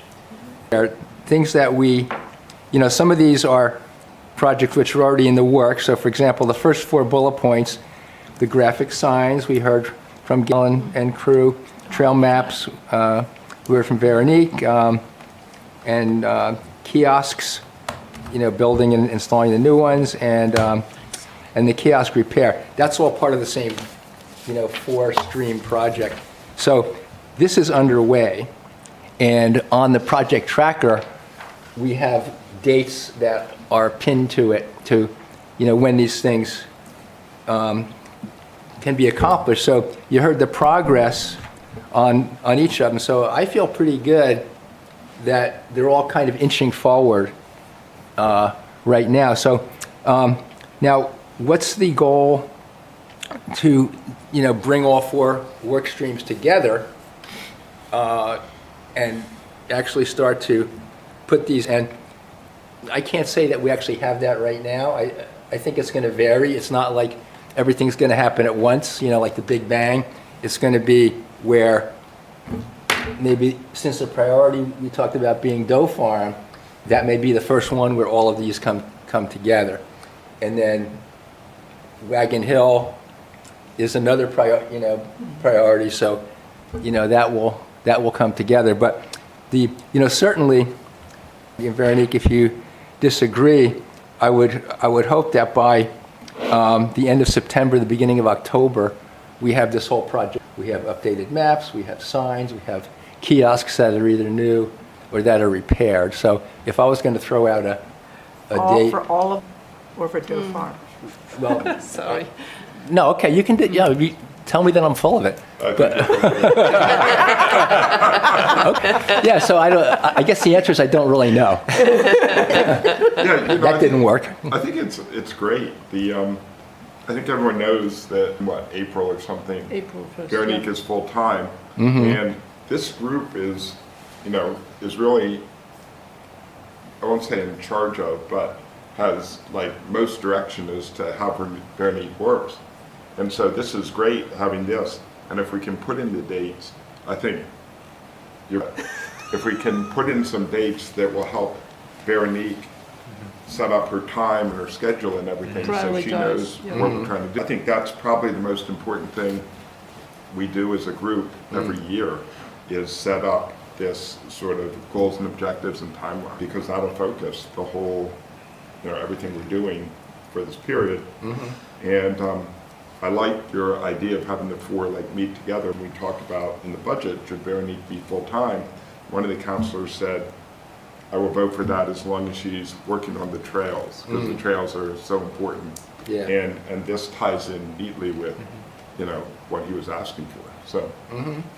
But Yeah, that's a good point. I think that these things, all four things, are not going to come together this year. They might on a property, like maybe we can do it on Doe Farm, because a lot of the historical stuff and all is already highlighted there. I mean, it's work to be done, but still, I think Doe Farm might be doable. And then you could have other time, like the graphic, that's even, none of them are simple, because even the graphic science for all this won't have things by the end of the year that you need, but you might have, you know, you could, the properties that we really want some kind of a kiosk on, we could probably do those this year, and with a sign that's, you know, current enough and, you know, so like the one at the end of East Longmarsh, the one up on a small sign on Wagon Hill, the one other one? Milne. Milne, yeah. You know, you could say those three stopgap kiosk, well, it's not really a kiosk, but signs could be up Information, by the end yeah. of the year. Right. And then, You think that's more realistic than? yeah, I mean, I think, and getting so, I mean, we've gotten somewhere, we've filled in a couple of gaps that while we're waiting for the signs, I think are probably totally redone maps with everything on them, we want on them are probably 2 years. Wow, okay. And to add on to that, like right now we're standardizing the design language of like the Durham signs, and that Yeah. will take less time as we do more and more signs, right? Yeah, Yeah, that's a good point. So once we get Right. one done, nailed down, the Yeah. others will fall So into we place. nail down Doe Farm, and then we have a pathway, you know? So So build and install new kiosks, that's another one that's, I would say, it's along with the maps, because you don't want to do the totally new kiosk with an old map. I mean, I guess you could, because it's just a physical thing. But still, you're going to have volunteers help you put them together, so, you know, volunteers are we're going to be like, chaining them, all those new signs in a year is going to be, you know, straining your workforce too. Okay, so maybe what we need to do then is prioritize which ones we want to get done in 2026. And, you know, and so are you thinking that this whole project could come together in 2 years, based on your experience? I mean, part of the once we get the graphic sign set up, if you can do that in 2 years, then that means a lot of the stuff is done. So, Because then- other things can be happening at the same time, you know, like the kiosks Yeah. can be built, yeah, and, you know, the heritage sites can be mapped. So that's why I was thinking, like, it's not a. but you have to they're not remember, consecutive. I know, but you have to remember also, though, that at the same time, you have 3 bridge projects that are going to take up some of your time, and some of Veronique's time, so, and some of your volunteer work, so, and those have to keep going, because there's things that are in terms of the permissions, and Oh, you yeah. don't do it, so this isn't like we're only doing this. There's that, there's meetings and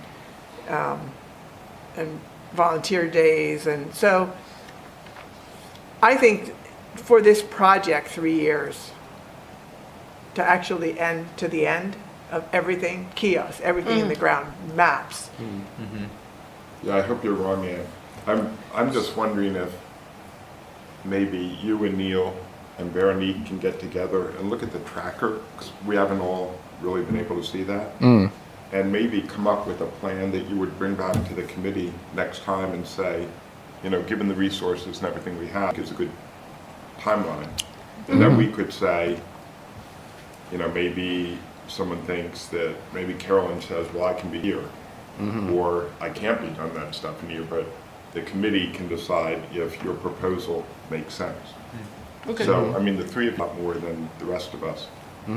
Yeah, so you're talking about coming back with a more like detailed, In January, like, yeah. and just for basically 2026 goals right now. So like Yeah. Ann said, we can do the 3 smaller signs, we can, okay, I get it, yeah, yep. But this is good, I think, unless other people have complaints about it. This is good for like overall objectives, but then that would provide some meat on it. Okay, Okay, we'll do that. Is that good? Yeah, that sounds great. Okay, good. And then, so that was kind of the first priority for what we want to accomplish. I want to kind of jump down a few bullet points. W Partners at Oyster River Forest, because we have the current bridge, it's not really crossing. yeah, there's a Well, bridge. there's a bridge. There's a there. bridge. There's a real, There's a There's a bridge. real bridge that Okay, carries. call that a bridge. Okay. Okay, so the idea there, we met with DEP, and Veronique just found out that we don't actually need a permit Yeah. from the state. So can I talk about this? So that was going to be in my So Oyster River Forest, the ongoing saga. So as you know, we had MarkWest to land scientists apply for us for a DES permit. It was denied. Our application because the stone ford was not an acceptable solution for that crossing. So the permit was denied as a whole. MarkWest was very surprised and dug into it and talked to the person he's worked with forever, which is Marianne Tilton. And he found out last week that we actually do not need a permit. We already have a bridge. It's only considered repairs. And even though we're going to build a second bridge, because those 2 bridges are going to span the, bank to bank, basically, it's going to be considered one bank to bank. We do not need a permit.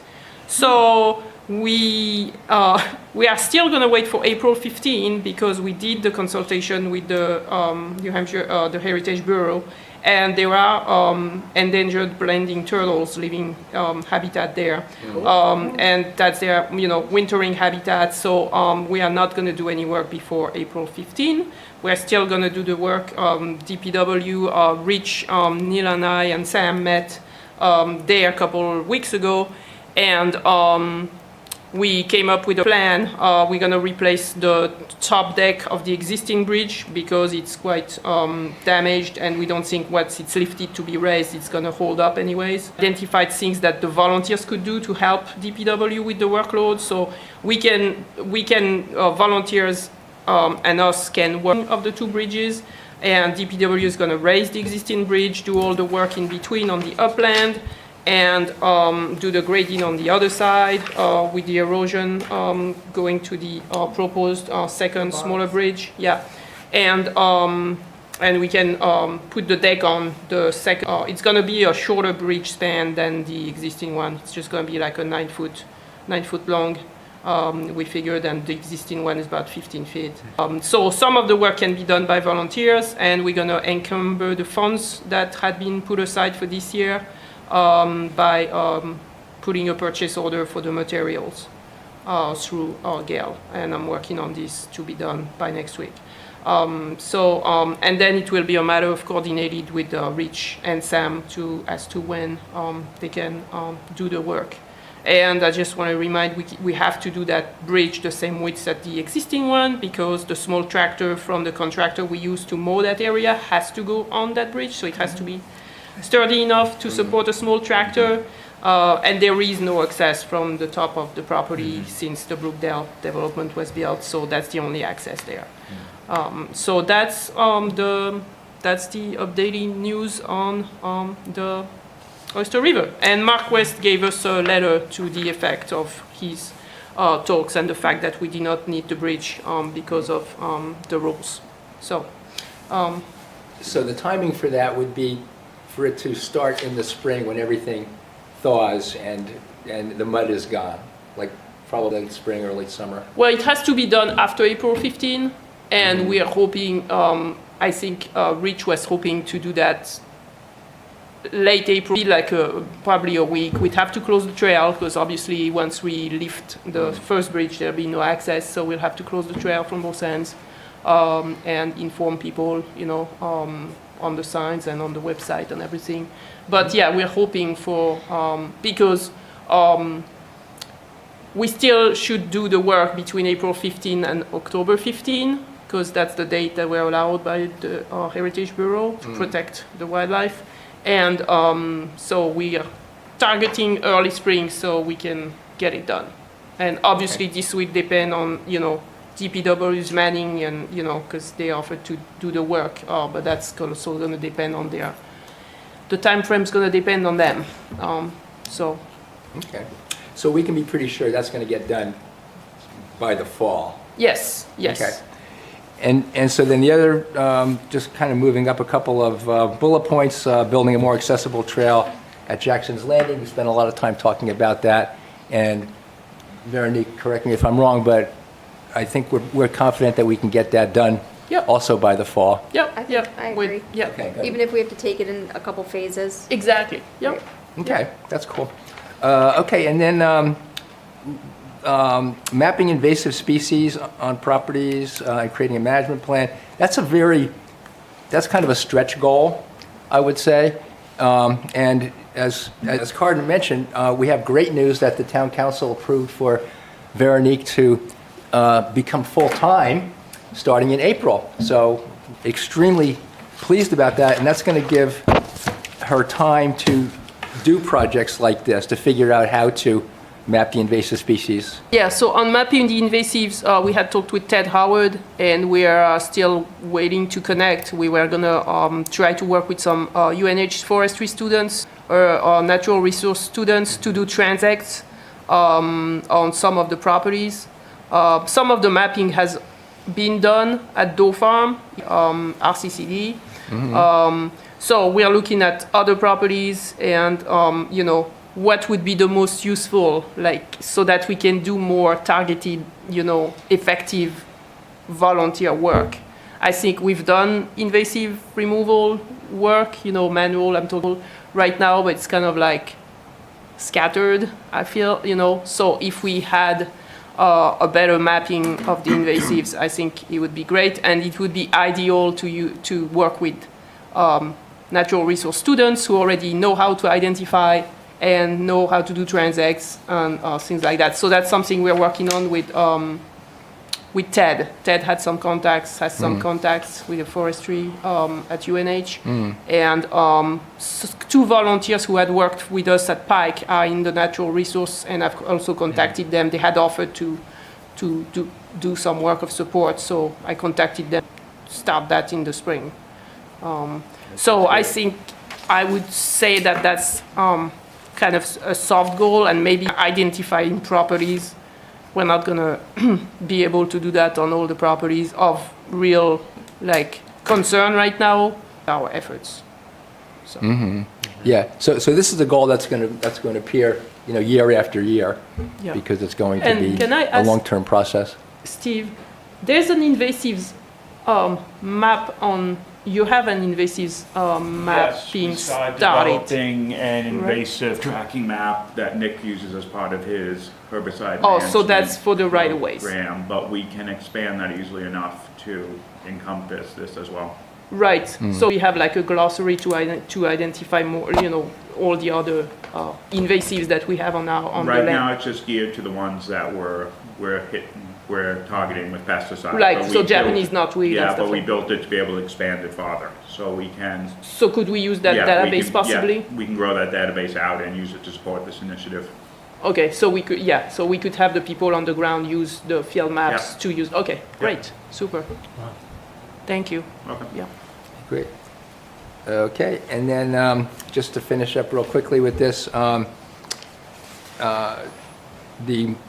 goal, the second to the last bullet point, repairing and upgrading infrastructure where needed, that would be as we become aware, as Veronique becomes aware, or gets reports from trail stewards that, something that would be like an ad hoc type of project. That's the way I'm thinking of it. Yep. And then finally, research and applying for alternate funding sources. Carolyn had mentioned that, some grant funding may be drying up in this coming year due to the current administration's dislike of the environment.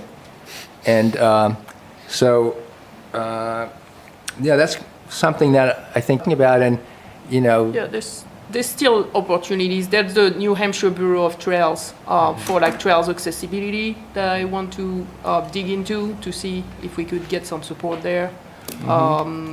They've over the past year they've supported some accessible trail initiative state, so I think there would be something to definitely try to work on. And we still have fabulously local GBRPP, the Great Bay Resource Protection Program, who offers 2 rounds of grants a year for landship. They have funded the repairs at Longmarsh, and the grant has been extended for that, so we finished the repair on the Yellow Trail. But that's something we could also possibly apply if we need to upgrade infrastructure somewhere. It's for existing trails. Infrastructure doesn't work for kiosks or information panels, but just for infrastructure on trails. So if we need something, if we find, I think that needs funding for a small project, we could go through them. And they have a round in mid-spring, and so that's something that we definitely, and they still have funding, so that's something we could tap into. So that's it, just a sidebar. okay. Yes, Gail? I just wondered about the bullet that you skipped over, build observation Yes. platform at Spruce Hill Bog. Okay, thank you for pointing that out. Yeah, so this is kind of a pet project of Ann's, and Veronique and I met with, well, you can go ahead and give the summary, because... Yeah, when we had met like months ago with,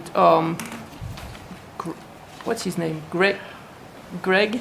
Yeah. Maureen? No. It was so long, we forget his name.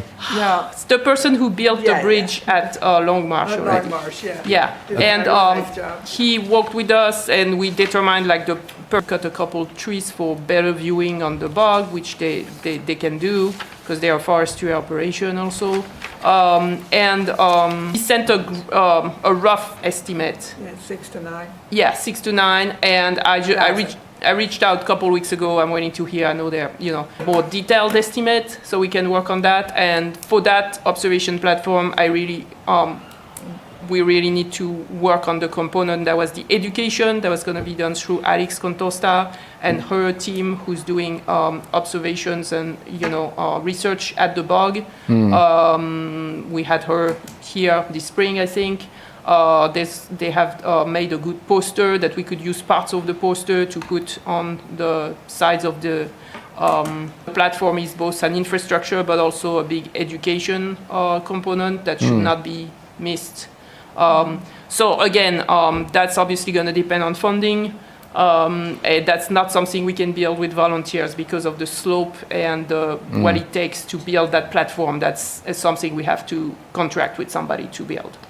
So, but I think we can get the funding for it. yeah. Okay, good. Just a quick question. So does the estimate is that for the platform itself, or does it include any viewing scopes? No, it's for the platform itself. Okay. And the access to the platform, because as you know, that comes from the parking lot at Oyster River. When you go left to Spruce Hole Bog, the trail is considered accessible all the way to the National Landmark Rock there. And the platform will be right behind that. So the estimate was to kind of build up, continue the accessibility. That platform will be all accessible. So they have to build a ramp there to the platform, and the platform has to be big enough so that if somebody is there with a wheelchair, they can turn around. And yes, so that, a scope, viewing scope, which we had talked about, those are about $3,000 because my previous experience. But that would be also a really good thing, because the observation platform was also to encourage people to just come there and observe and not take on to the bog. Exactly, yeah. So that would be good to include that, I think, in the estimate, just so we know. Yep. Because I think there's a real Yeah, plus that's a to good that. point. Yep. Yeah. And, Yep. the thing is that the observation platform would be right where that rogue trail is. Yeah, good. So, Yeah, it was basically Nice. blocking that it road trail. basically would, block that, and Yeah. people would step onto the platform, and, Have a view. yeah, Right. I think it's a wonderful project, and if, we just need to kind of get the follow-up solid estimate, and then Yep. I think that with funding being available, we can, that's something that we can definitely get done this year. So I think we got some good, exciting things going on for 2026. I have a question, Neil, just on, accessible trails are more expensive and harder to maintain and everything. So I like the idea of starting with Jackson, but is there a way that we can determine how many people need that trail and use it? I mean, you don't want to spend a whole lot of money for one person to use a trail, right? Probably money spent somewhere. But if is there a way to determine how many mobility, what's the phrase? Challenge. People use Jackson?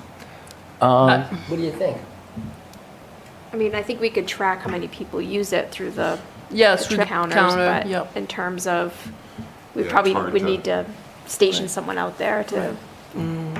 I just want to remind that accessibility is not just like people in a wheelchair. It's also people with strollers. It's also actually people who are like vision impaired. I mean, it's a range of. Go ahead, you can say it, old people. No, certainly not. No, it's a range. I think accessibility term covers a lot more Yeah, than that's a what good point. that our brain just goes automatically to someone in a wheelchair. Right, it right. covers a lot more than that. And I got that. I was actually a culprit of being kind of ignorant of what it encompasses.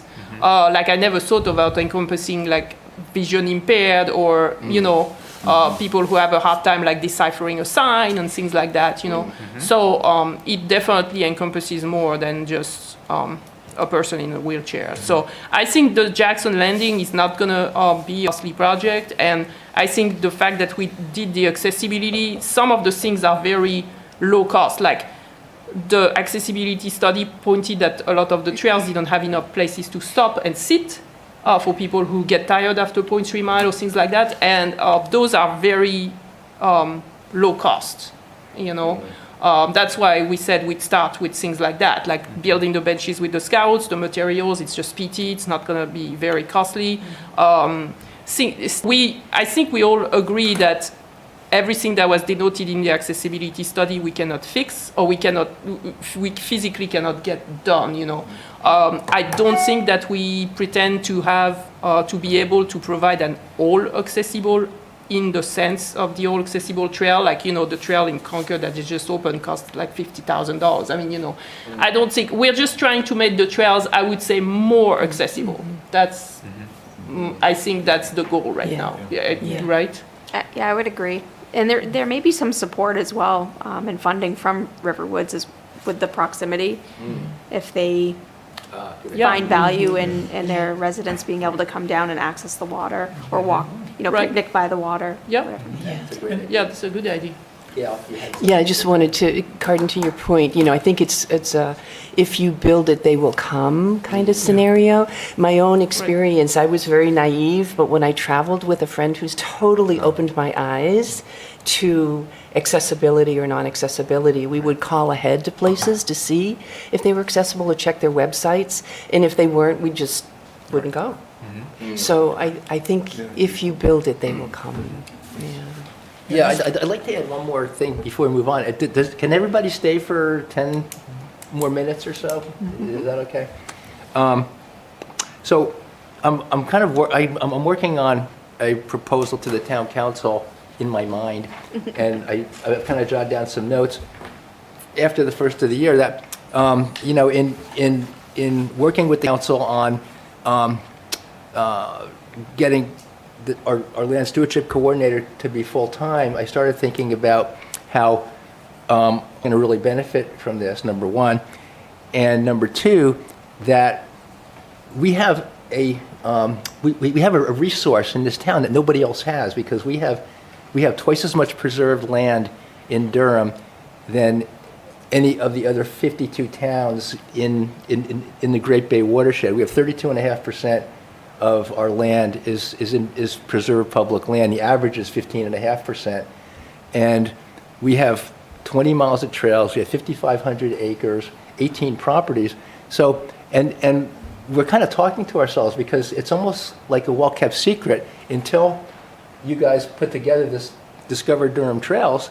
A lot of people in Durham didn't even know what our properties are like. So getting to my point, and if anybody has any input or output, I'd be happy to hear it, that if we advertised somehow, either by social media or other ways of advertising, letting people know in our region that Durham has these wonderful preserved properties, these trails and properties that are nicely maintained, we could probably attract people to Durham, and particularly once we have a trail which is, you know, accessible for people with strollers or wheelchairs. That's probably something that's very unique in that area. I think the closest one to here is either in Epping or Manchester, that one that you were going to take us. So that feature is not available in our region. Either the quantity and the quality of preserved public land, and once we get to the point where we have something that's accessible. So I just wanted to throw that out as, you know, if this is something that the town could come up with a plan to advertise regionally, we could bring people into Durham for our public lands. And when people come into town, they may stop at the Works, they may stop at Paulie's, they may stop for lunch to bring the family in and get some ice cream. So it could be a financial benefit to the town. But as you well. mean That's just kind of like a high flying concept, but if anybody has any input on that or thinks it's completely bogus, then I'm happy to to hear that. I have concerns as a council member. We already have difficulty at Wagon Hill with a lot of people come from a lot of places with a lot of dogs and a lot of, and we, the town, maintain that, and we get no benefit, no financial benefit from the people coming in. On all the properties that we have, there's a certain benefit of being on a trail where there's not other people. You know, that's actually a better experience being in the woods if there's not a whole bunch of people. So to invite the town to come to, you know, the Oyster River Forest or something like that, it's unlikely they're going to stop in town and buy something. So I think there's pros and cons to that idea. Also, the 32%. No, that's probably closer. The 40% is what people usually throw out, and that includes. UNH. Does that include UNH, or 32% is just our property? That's just our property, it's not Yeah. UNH, yeah. I think there's 14% is UNH, something like that. So that's pretty impressive, Yeah. really. Yes, Neil, I think there's already a mechanism out there, which is the app All Trails. So when we were doing our our surveys a couple of years ago at the different trails, and are you Durham or not? I think it was out at Doe Farm when I was out there. There were more people there from out of town than there interesting. were from Okay. in town, and they went on all trails. Same at Oyster River Forest.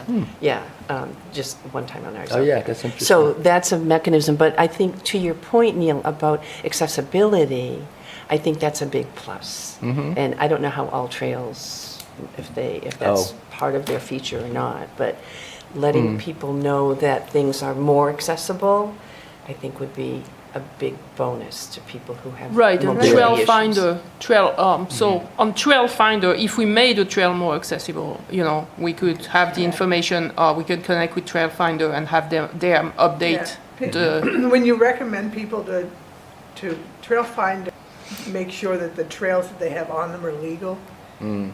All trails, people just put trails on. So Right. some of those trails are not official trails, and it's hard to, and you can't really get them off.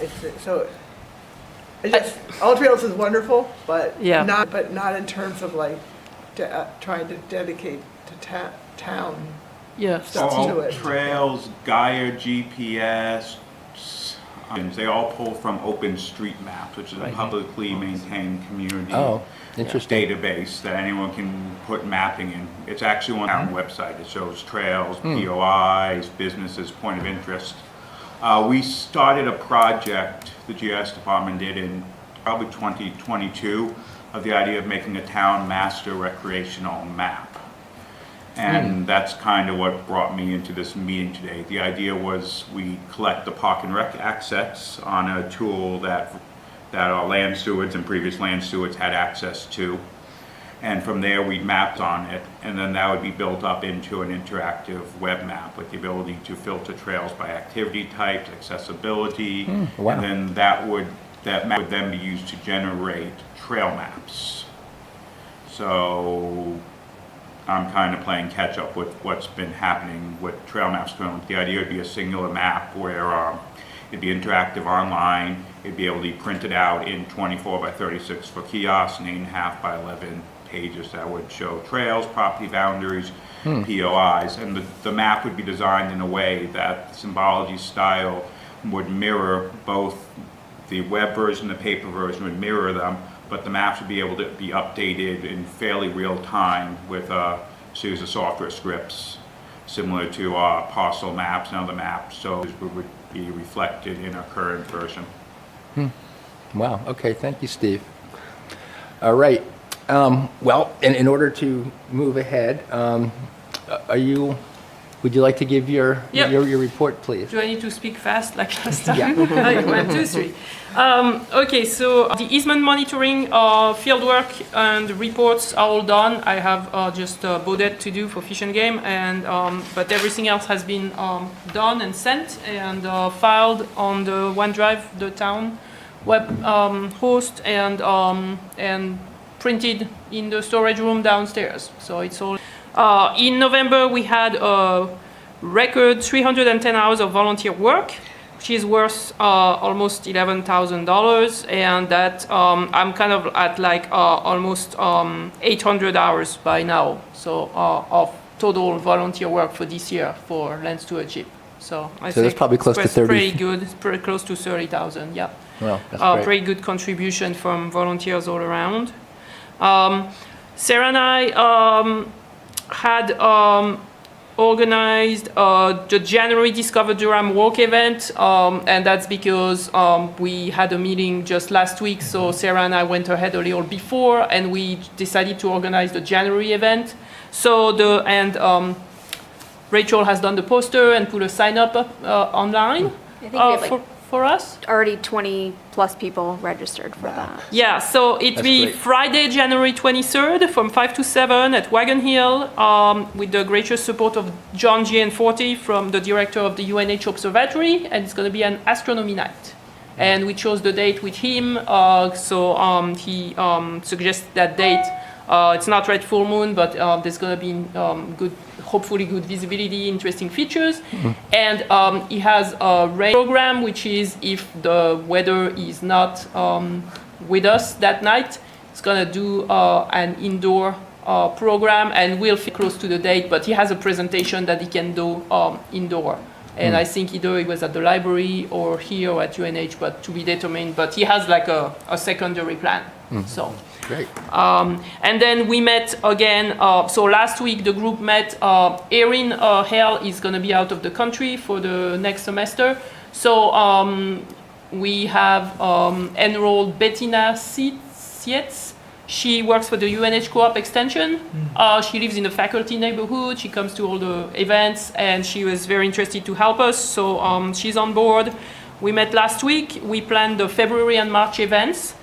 We don't have all the information yet for you, Rachel, but pretty soon once we narrow down the speakers. But we're going to do a children's story walk at Jackson Landing on the Nature Trail. It's going to be February 8th at 10 a.m. And on March 15, from 1 to 3 p.m., we're going to do a snowshoe walk at Long Marsh with a history and geology component. So we try to vary the venues as far as the day of the week, time, and audience, because we've got some follow-up from people saying, you always do it on Sunday morning when we can't attend because it conflicts with church and things like that. So we are to kind of like vary what we offer. So we hope that we get good attendance to those programs. The BioBlitz work with the UNH students session at the public library.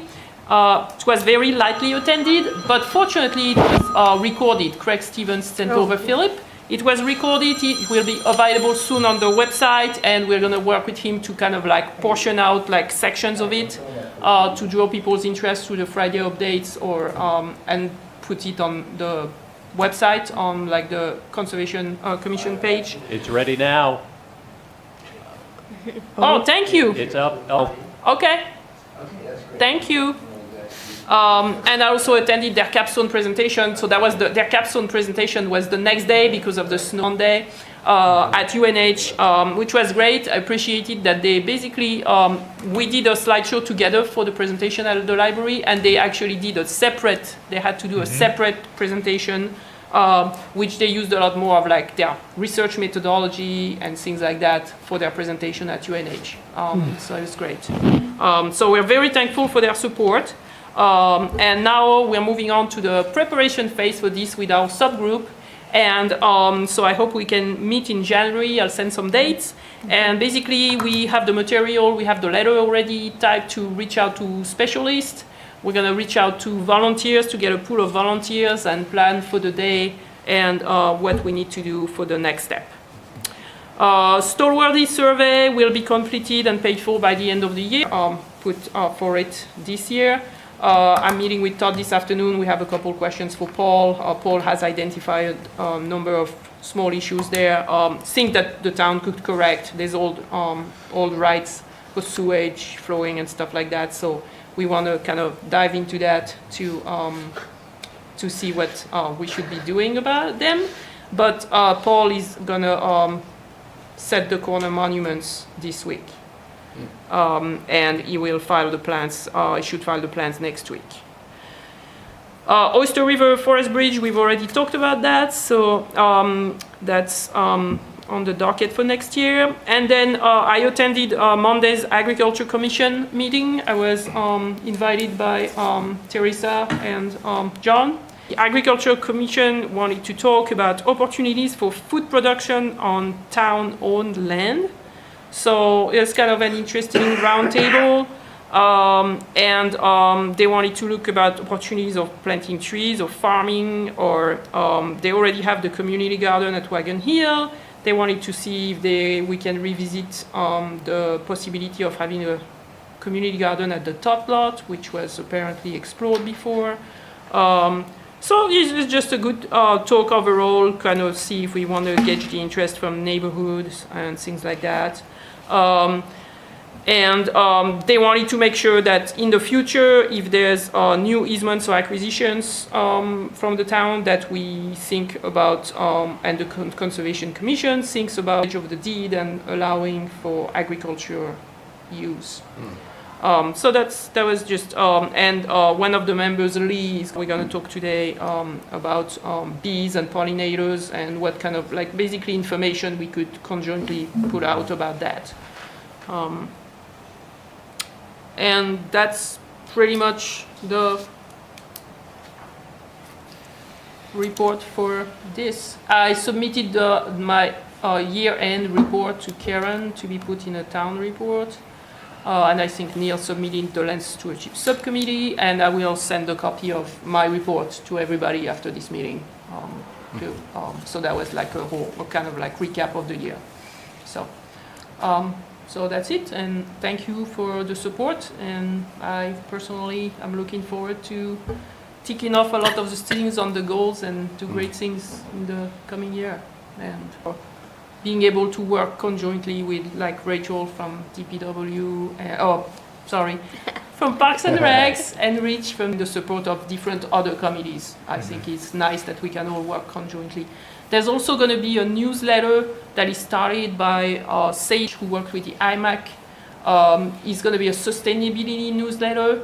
It's going to come out every quarter. The first one is February 1st, where we can each have a little blurb about what our committee does and things of note.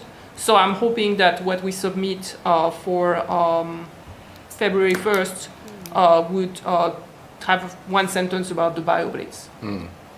And I think Sadie is going to reach out to you. She's looking for up to 200 words from each committee. So she's working with IMAC, the Conservation Commission, AG, Commission and Land Stewardship, I believe. I don't know what else. And I think Heritage. I'm not sure. But I think that's good to have, like, and she's gonna do it. She's gonna and send it to be, and that's gonna be a newsletter that's gonna be kind of much shorter than the Friday updates, only once every 3 months, and that people can sign up for through originally a website and Friday updates, I believe. So I think that's a good opportunity for us to promote things that we really want to promote, and on a separate thing than the Friday updates. So that's it. Thank Very you. good, thank you. Okay, let's approve the minutes from the previous meeting, taking care of business here. So I hope everybody has read through the minutes. Marty, wonderful, those minutes. It was a complex meeting last month because of the herbicide issue.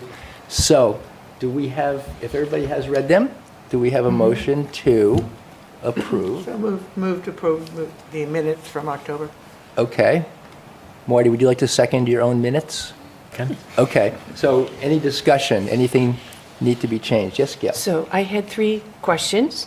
One is under people, there was Allison Jumper and the people from her neighborhood. Yeah. Would those individuals be listed under also attending? Should they? And you know the protocol better than anybody, I think. Put on your minutes people who come to speak at the council. We don't, No. unless they're giving a presentation. Okay. Okay. And this, Marty did include that. in Yeah, the this, presentation, yeah. Oh, thank Yeah, I you. think it's just when they're actually part of the. Just committee members. Yeah. Okay, thank you. Second question, and it may be in here, but I didn't see it. Because she's my neighbor, when Anne Marie Harris spoke about invasives once the dam goes away, Yeah. I didn't see that in here, and that was a really good point, and it would be good to capture that. Mm-hmm. So there's Okay. that. You think you could include that, Marty? The Anne Marie Harris comments? Okay. Yeah, I'll have to go back through that video. Okay. Yeah. Oh, sorry, I'm making you a lot of extra work. No, that's all right. I can do that. Thank you. Okay. It'd And be then, nice if the video you can't rewind 15 seconds. Right. It's a bit of You got to put it on YouTube. so that's a hard. slow slog through that. Yeah. Oh, you can't fast forward? Oh, yeah, you don't Not- remember not- where she was in the meeting, do Now, if you know the timing, you can move up to that time. So you Okay. can move the time around. you? Yeah. But if you don't know it's- the time, It's yeah. not very, Yeah. Yeah. It's not user-friendly. Okay. I don't remember when, but I don't think it was when Julian Smith spoke, which was at the beginning. I think it was deeper in, maybe after Allison Jumper and the neighbors spoke. Right. And then just a third thing that, again, stuck out with me, that happened, but I was at the end of the discussion about the invasives with Allison and her neighbors. Todd Selig, who was here, recommended that discussion about even should herbicides be used in the town of Durham. And so that should be further discussion, and I thought that was a really good point, which I think the January meeting? Mm-hmm. Yeah, so just capturing that in here, and that was towards the end, at the end of the neighborhood discussion. Okay. So those are my 3. All right.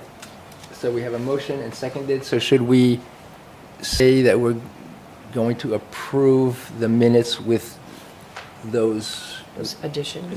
with those additions? Is that how we would do it? Yep. Okay, so do we- I think I should edit it first. Okay. Yeah. So we I can think we'll revisit at delay the next meeting. approving it. Okay, so we'll Yeah. approve it at the next meeting then? Yeah. Okay. Okay. We usually, if there's minor additions, we just approve it, but this is pretty significant, so Okay. good wait. Okay, great. So we'll hold off on that. Let's do a quick round table, and then we'll adjourn. So Veronique's already spoken. Elliot, do you have anything that you'd like to add? No, I do not. Carden? Yeah, we finished the budget, I think. We'll be ratifying it at the next meeting, but that's what the council has pretty much been spending its time on the last couple of meetings. Thank you. John?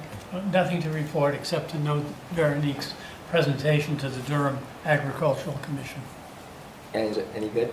Oh, yeah, definitely. Okay, good. Oh, and if we're going to say that, the Ag Commission presented to the town council as to what they've been doing, what they're going. Very Oh, good. great. Okay. Marty, anything to add? Carolyn?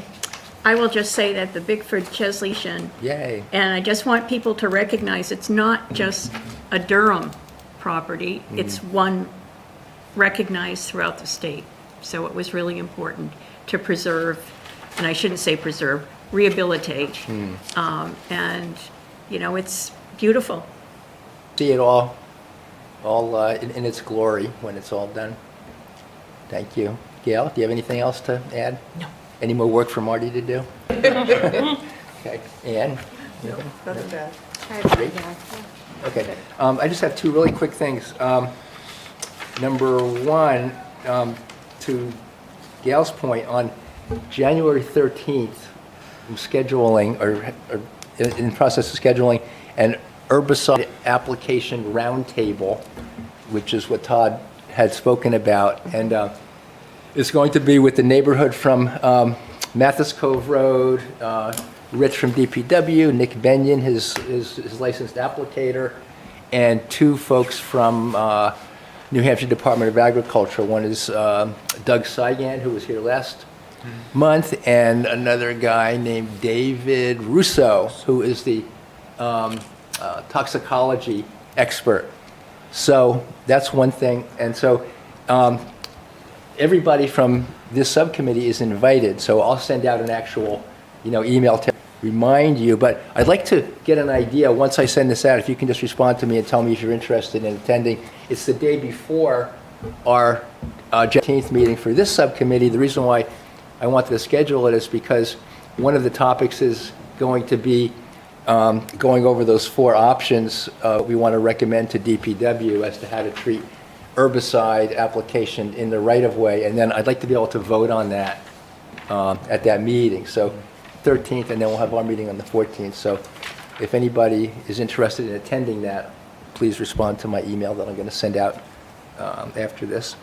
And then the other real quick thing that I had is I met with Robin Vogt, who is on the town council, and he's also a graphic designer. And I asked him if he would be interested in coming up with a logo for us, for Conservation Commission and Land Stewardship, to share, to give us an identity apart from our town identity, because we've seen some other of the committees and commissions having a logo, like Energy has, IMAC has, I think there's one other that has. And apparently he's done some really high-level work, and he said he'd be happy to present 5 options to us, and he would do it free of charge. So anyway, I'd like to schedule him for, he said he could get them done in a couple of weeks. I'd like to schedule him to come in and show us what he's got at our next meeting, if he has something to show. And then, of course, we're gonna, it's open for, he thinks it's a bad idea to do in the first place. That comment is welcome as well. What do you think? You look a little skeptical. Yeah, I would just warn IMAC, and it takes a lot of time. So Which part of it? The whole thing, because everyone has an idea of what it should be, and then the town has a logo, and you don't want to infringe on that, but you want to be kind of like the town, and this and that. I think this is it, Sustainable. Oh, yeah, Farm yeah, that's cool. Came out Yeah. at the end, and I've seen another, like you say, other groups have done it. I'm just saying, there's a time value versus what you finally end up with. That I have a question mark as to whether it was worth the time. Okay. That's just me. Yeah. So people seem to really like playing with logos. So it just, just sort of naturally fills up a meeting's time. Okay. Good point. Maybe a small subgroup Yeah, that's that a are good. Oh, okay, people yeah. that are interested, Yeah. just a few Okay. people? Yeah, and they could come up with like their best recommendation. That'd be wonderful. Okay. We'll come up with 5 different options to comment on, so it might be better, that's not a bad idea to have a subgroup, kind of maybe narrow it down to 2, and then present it. So yeah, that's a good idea. If anybody, I definitely want to be in that subgroup. How about you, Bernie? Yeah, sure. Okay, if anybody else wants to be on it, raise your hand. We have a lot of subgroups going here. I need to graduate eventually. Yeah, no, you should be on it, definitely. Maybe we'll have a subgroup. Okay, so our next meeting is on the 14th, and then the herbicide meeting is on the 13th. And Veronique, at our next meeting, since it's going to be our first meeting of 2026, has agreed to bring a galette, which is a French cake of some sort. For Epiphany. I mean, it's the traditional. Oh, okay, cake for Epiphany. Okay. So, because we had talked about having snacks today, but everybody's all overloaded with cookies this month, that it's like, no, you're not? Oh, sorry. So, offering food is always a great way to get people to Yes. attend. So anyway, that's what we have to look forward to. Before we adjourn, I just want to thank everybody for your work and attendance and enthusiasm. It's really great to be working with you all, and I appreciate you. And I So, would like to thank you for the work you've done since you've taken over. One reason that Veronique, probably the reason Veronique is full-time next year is Neil's refusal to reason. In a year when town taxes are up 18%, he's pushing to add someone Yeah. full-time. So he's very successful at that, did a very good job, and yeah, congratulations. thank you very much for Commendable. saying that. Yeah, I wonderful. appreciate that. Yeah. Okay, do we have, Make a motion to okay, adjourn. you're already Second. packed and ready to go. Second? Okay, All in favor? all in